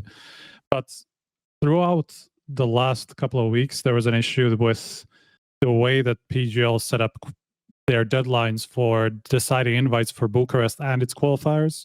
And it's kind of converged into this problem where, because of kind of a failure in the process from the PGL side, they decided the closed qualifier invites ahead of the main event invites, and as a result of that, they had to push the closed qualifiers further to resolve that problem. And in the end, they actually restarted the entire process in like the last few days, or the last few days of February into the first few days of March, where they effectively gave everybody the chance to accept after change declining. their minds, or to accept or decline for the second time after originally having decided everything the first time around, somewhere at the beginning of February or the first half of February, at least for the close qualifiers. And that has actually resulted into 4 teams in Europe being effectively having their chance to qualify for the event taken away, because some teams above them ended up accepting after declining originally. And so 4 teams in Europe actually never could play open qualifiers, right? Because they were originally told, you guys are going to be invited to the closed qualifier. Open qualifiers happened literally the next day, or the 2 days after were happening the first open qualifiers, sorry. So they never had a chance to go through the open qualifiers to make it to the closed qualifier, because they originally thought they would be invited. But that was taken away at the end of this entire process because of kind of this whole chain of events, of where the failures led to this restart. Okay, well, doesn't it seem like a pretty easy solution? That's unfortunate. What is the easy solution? Well, wouldn't you just do all of the invites before you do the qualifier invites? Yeah, of course. Yeah, I mean that's even it's not a solution now. It's just like how it should have been done from the first place. Right. But now it's after they went back and everything. I don't think you can really fix it. It is kind of like you kind of did fuck these. I mean, the only way to go back is like never to offer the second chance to Right. accept an invite, which is I understand it's a bit more But complicated. should they have? Like, I honestly think they never should have offered the second chance to accept an invite. But because why, that then why makes did they? Well, I think I don't know the full story of it, but you can also imagine I'm not going to say this is the reason, but I'll just say for PGL, it is better the more top teams accept invites. This is just Sure. objectively true. But even for the qualifier? But we're also talking about the event itself, right? I mean, that's Striker. part of it, yeah, of course. But Essentially, the- let's say a team like Liquid said no, and then you have the opportunity to invite them again, especially after some changes Sure. to Yeah, PGL Club changing share. the prize pool Yep. and the club share and stuff like this. Maybe Liquid will now say yes, Yeah. right? So in this case, I'm not saying this is done like maliciously, but it could have been done maliciously, right? Maliciously. But with their For the best purpose interest in of mind, yes. for the purpose of your own interest as PGL in this case, right? So then they would get bigger teams coming to the event, which is better for them, better for viewership, better for Liquid, but not better for the teams that fell out. I mean, Dimitri, you can bring out maybe the sheet of teams. I mean, that- I'll put a little bit more context on this, on what you're saying, right? And like the way that it actually worked was that they just extended the main event's deadline. Like originally, the main event deadline, as far as I could understand it, was actually before the qualifiers. You know, like they were supposed to do it sequentially as you're kind of supposed to, right? Otherwise, you get into all these kinds of issues. Like if your prediction about who's going to say yes is wrong, then either you're going to have to snub some teams that you promised the main event invites to and put them in the close qualifier, or the opposite way, right? You're going to have to promote some close qualifier teams to the main event and then, replace them into close qualifiers. That's why these rules are, I mean, there's not there wasn't a specific rule set for this. Valve added one like last 2 weeks ago or something like that effectively fixes this, that effectively like tells tournament organizers they're not supposed to do it this way. But what happened was, I don't actually know whether any main invites actually changed, or if it was just as a result of the push deadline, where those teams just got an extended period of time to make their decision to actually say whether they were going to say yes or no. And once those negotiations actually turned up the result where, okay, PGL said, yes, we're going to split the prize money as you want, they just the budget to the pressure, then they got those decisions. But regardless of all that, they just decided, because the process was wrong in the first place, they just restarted it at the end of the month anyway, starting from both the main event and the close qualifier, so the entire altogether. But the way that I saw it, and the way that I was looking through this list of teams, the original way that they were supposed to do it would have actually turned out fine. They kind of got lucky in the sense that they invited exactly from where they were from how it turned out, where Big was the first team that got invited to Europe, and on Americas was above them, I think was MIBR at the time, who were also supposed to be in the South American qualifiers. I think they ended up having to say no because of how it got pushed and blah, blah, blah. But effectively, they could have solved it in a way where the main events would have actually worked out regardless of this. They wouldn't have had to promote anybody or remove anybody's invite to the main event because it was wrong in the first place. And they could have just fixed the close qualifier part, right? But they didn't do that, and instead they restarted the entire thing, giving everybody a chance to say yes again. And the sheet that you're saying now is effectively showing who said no at the first place, at least for the close qualifiers, because we don't have that information about the main event. So we don't know Heroic because they and never announced it, right? But they announced the close qualifier team, so that's what I can check. And originally, Heroic, Nexus, Nabiga are you see at the top on the left that are the ones that originally said no. Curiously, Heroic and Nabiga basically said yes the second time around because I think they either knew already that they would be eliminated from EPL, or they already were. I don't remember. Or maybe exactly just what day. Also the dates of the close qualifier changed, right? They so maybe moved by they like a were week, busy with something else. I mean, they were at the time. EPL. That's the problem. That was the problem in the first place. They couldn't play this because they were at EPL. But now, I guess they could see that they would be eliminated, or they were eliminated at that point, and then said yes in the second time around because they were now able to play it. And then Nexus and BC Game are the other one that are the curious ones. Nexus is I kind of have a hard time wrapping my head around that. Like why they would they said have no in said the first no? place. Yeah. But BC Game, I think, is a result of the change that actually brought back the unpaid core, the old bleed core, happened just as the invites were coming out or something like that. So it's just possible that they said no because they didn't know they were actually still together. All these things, it might have just come at the wrong time, But as a result of these 4 teams saying yes after originally saying no, after originally declining an invite, has effectively cost these bottom 4 teams that you see on the right from 47 to 50, which is Los Cogutos, which is currently ESC, and then Fireflux, Favbet, and Chimera to be left out of that process because the cutoff is now above them instead of just below that 50th spot. So these 4 teams effectively could never qualify for this tournament, even though there was an open part because of this failure of the processing and the restart that happened at the end. Yeah, this is really rough and just shows like how things can go wrong with the current system. With the system being like kind of, you need to follow these rules, and if you don't, the results are pretty fucked. Because before it was kind of up to the TO to do things however they wanted, but now the implications are kind of bigger. And the worst thing is, what the fuck do you do now, right? People are like, oh, but what? Because the only punishment we saw so far is making some event unranked, and I think that would be hugely detrimental. It'd be catastrophic, wouldn't it? Everyone. Yeah. Everyone. Like, and then teams just wouldn't go. Yeah. There's still a lot of teams that would now play this, and it's good for the scene to have more results and everything. Imagine just like making up $1 million tournaments unranked because of some.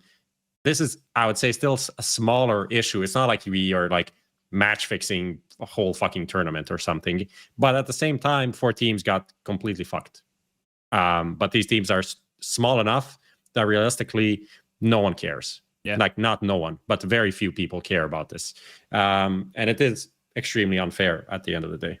Yeah, I mean that's the biggest part that I'm kind of like I'm failing to wrap my head around why there was the need for the restart in the first place, where as far as I can tell, everything could have been resolved without it.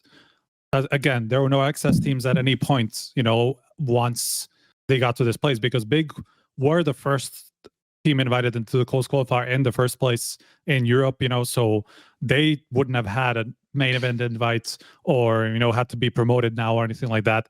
Same thing with MIBR. They would have still fallen into the close qualifier. I think they just said no in the second time around because they're in Europe now, or I don't know what happened. Well, actually, they were in EPL, so they probably said no in the first place. We just don't know because we only got the original European close qualifier. I don't know if we need to speak a lot more about it, but like just to kind of wrap things up, it's like there's a comment in chat like, true, they're basically pug teams, not a big deal.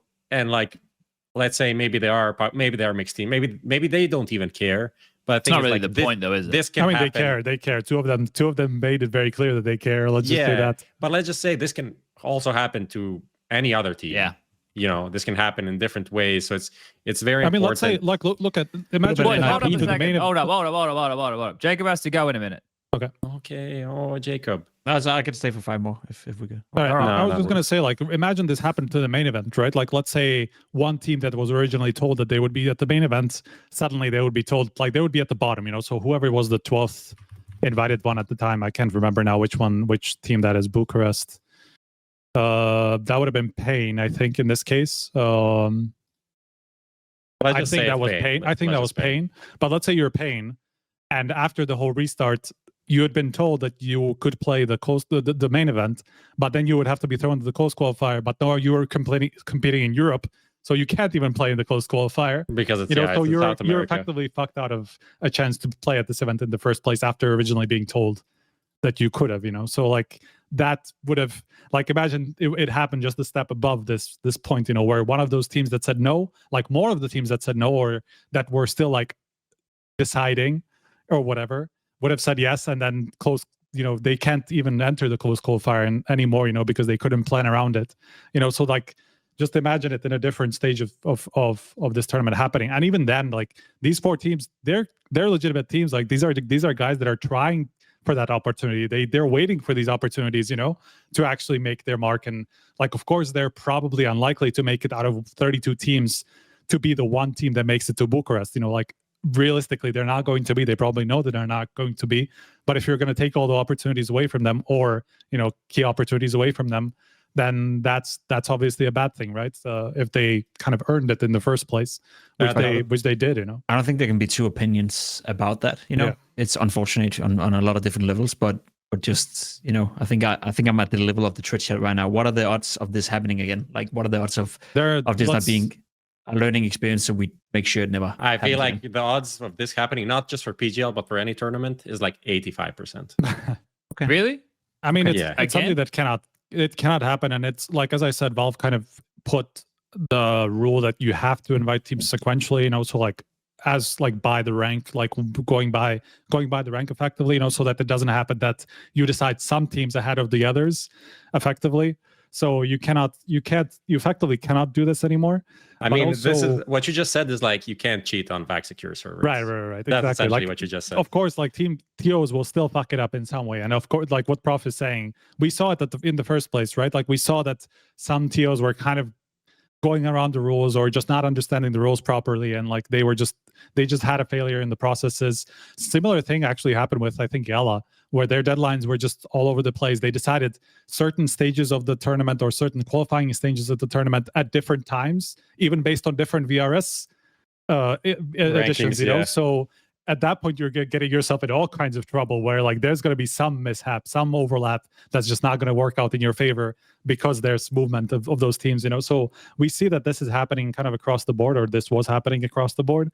And so it's like part of the growing pains, but PGL definitely should have known better, and they understand that they should have known better. I mean, I got a comment from them today, and they were very apologetic for the failure and then very acknowledging of the failures that they made, or the mistakes they made, and like the oversight that made them push the deadlines, and like the reasons that they pushed the deadlines and all that. So like clearly they will not do this again. At least they will not do this again. Whether it will happen to another tournament organizer, I mean, I think the likelihood is that yes, it will, because people just are I feel like that's not quite good at these procedures. That's what we can zoom out and be like, with how complicated the VIS system is and how complicated all of this is. I mean, it was bound to happen at some point, right? Someone had to fuck up for us to learn for it. Yeah, there'll always be mistakes, huh? Exactly, especially when it's human beings doing it. And I also will say, and it may sound cynical, and again, don't get me wrong here, I think we all can agree that it's sad, even PGL apparently said that as well. But the consequences of this mistake is, as I understand it, quite minimal compared to, what you described before, Striker, what could have happened with Pain as an example, or with one of the more prolific teams where more money, more budget, more, maybe even the major appearance could have been at jeopardy for this, or whatever, had the deadlines been different for the major, obviously. So I feel like if there was a time to make this mistake, would it be fair to say that if we zoom out, that it's probably good that we do it now, so we learn from it before it became more of an issue for just quote unquote 4-puck teams? Yeah, I just wanted to say, is that unfair? How does it feel to be like the opportunity they had, so how does it feel to be the world police? Literally, considering no one is like, the transparency just needs to be high, and then people need to talk about things. Otherwise, nothing shit like this but will just keep is not happening. enough people understand it well enough. Yeah, I mean, the good part about Valve's system is that anytime, because you can very easily check whenever there's something wrong, and you can see like, okay, these teams decline, you can go and ask them, did you actually get approached? Did you get declined this? What happened? Blah, blah, blah. Very quickly, this is enforceable. This is very easy to police, as long as somebody does it effectively. Like, it's not actually that difficult. It's just you need to have the context to talk to these teams and all that stuff. I mean, with the original tournaments that got unranked, I mean, the way that we did it was we just got in touch with all the teams, and we found out that there were these failures in procedures, which is a result of Valve's new system. I mean, it is functioning. It is like self-regulating in the right way, and that's exactly because everything, exactly which teams are supposed to get an invite. And then anytime that team doesn't get an invite, they will say something instantly. Like, obviously they will feel slighted, or something that would have gone wrong, right? Just depends on the scale of the team. In a sense, the transparency, or like the need for just announcing what VRS teams you're supposed to invite and from which VRS, that alone is enough for the self-regulation part to actually work. But obviously, when there are things happening like this mid-procedures, mid-tournament, and certain teams are getting fucked as a result of it, you can't really take that away. Like, you can't take that back. Like, there's no way to fix it. as Prof said, anymore. You know, you can make sure it doesn't happen again, but it's still, you've still taken away an opportunity from 4 teams. Yeah. And that's yeah. Well, are there checks and balances that we can put in place so this doesn't happen again? Like what I said, there is a solution, right? You just make sure you have all of the right. Yeah. I mean, I think that's generally the learning from a lot of the tournament organizers in this first few months. You know, where they are finally starting to understand what these procedures are supposed to look like, so that they don't get themselves into trouble like this. You know, so it is a learning experience, 100%. We've seen that from others. You know, but we also saw that with similar failures, we saw other tournaments get unranked. Obviously, they were less important and less influential, impactful. This one didn't, but then again, they didn't technically do anything against the rules in the first place. It was just more like a failure of, like, it was against the principle, but not a specific rule, let's say, you know? So it's just, is that the reason why the restart was necessary, just for them to do it right in the first place? I don't really know. Okay, so the jury's out in terms of the reasoning. Right. Okay. This is hard because it's difficult to keep the general populace's attention with something like this because it impacts teams that most people who are watching don't give a fuck about. That's the problem we have right now. But this is with a lot of these systems in place, there is going to be a lot of this, and we have to look out for the little guy because the little guy is eventually the one that's going to be, you know, the teams who are breaking through, and that's what we want, to keep it open, not closed, everybody. All right, well, that's been Fix Your Sit by Anthros, the new sponsor of the show. We done with that, Prof, you reckon? Yeah, that's nice. Okay, it's a good format. I like it. Hopefully some people were able to understand what was going on there. I know that we've been doing a lot of VRS talk lately and everything like that, and sometimes we're going to try and make sure if we do it, we have visuals. That's going to be one of the important parts that what Striker just had available there for everybody. It's very important we do the visuals because we don't want to lose people. But listen, that's been another episode of HLTV Confirmed. We're happy to wind it up. Everyone's happy to wind it up. Jacob, thank you for joining us. Of course, always. Thanks to our lovely sponsors, Skin Place. If you're in the marketplace to sell some skins, head over to Skin Place. One expert, remember to gamble responsibly. And of course, Anthros, the new sponsor of the show. If you need a new chair, head over. They got some comfy numbers. We'll be back again on the media day before the playoffs. So I think that is Wednesday next week. And we have a guest already, I believe. Prof, another Dane. Okay. Oh, we got another Danish guest coming to join us to maybe break even all things 3 down. in a row. Who knows? Down. All right. Well, thank everybody for watching. We'll be back next week. And we'll see you then. If you ain't here, you ain't living.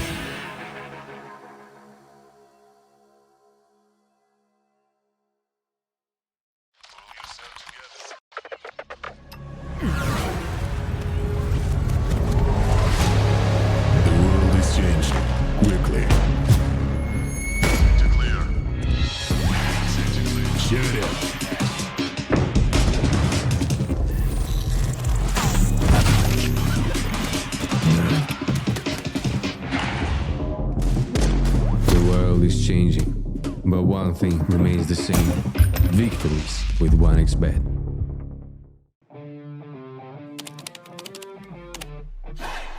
Sell in-game items at the best prices in just a couple of clicks.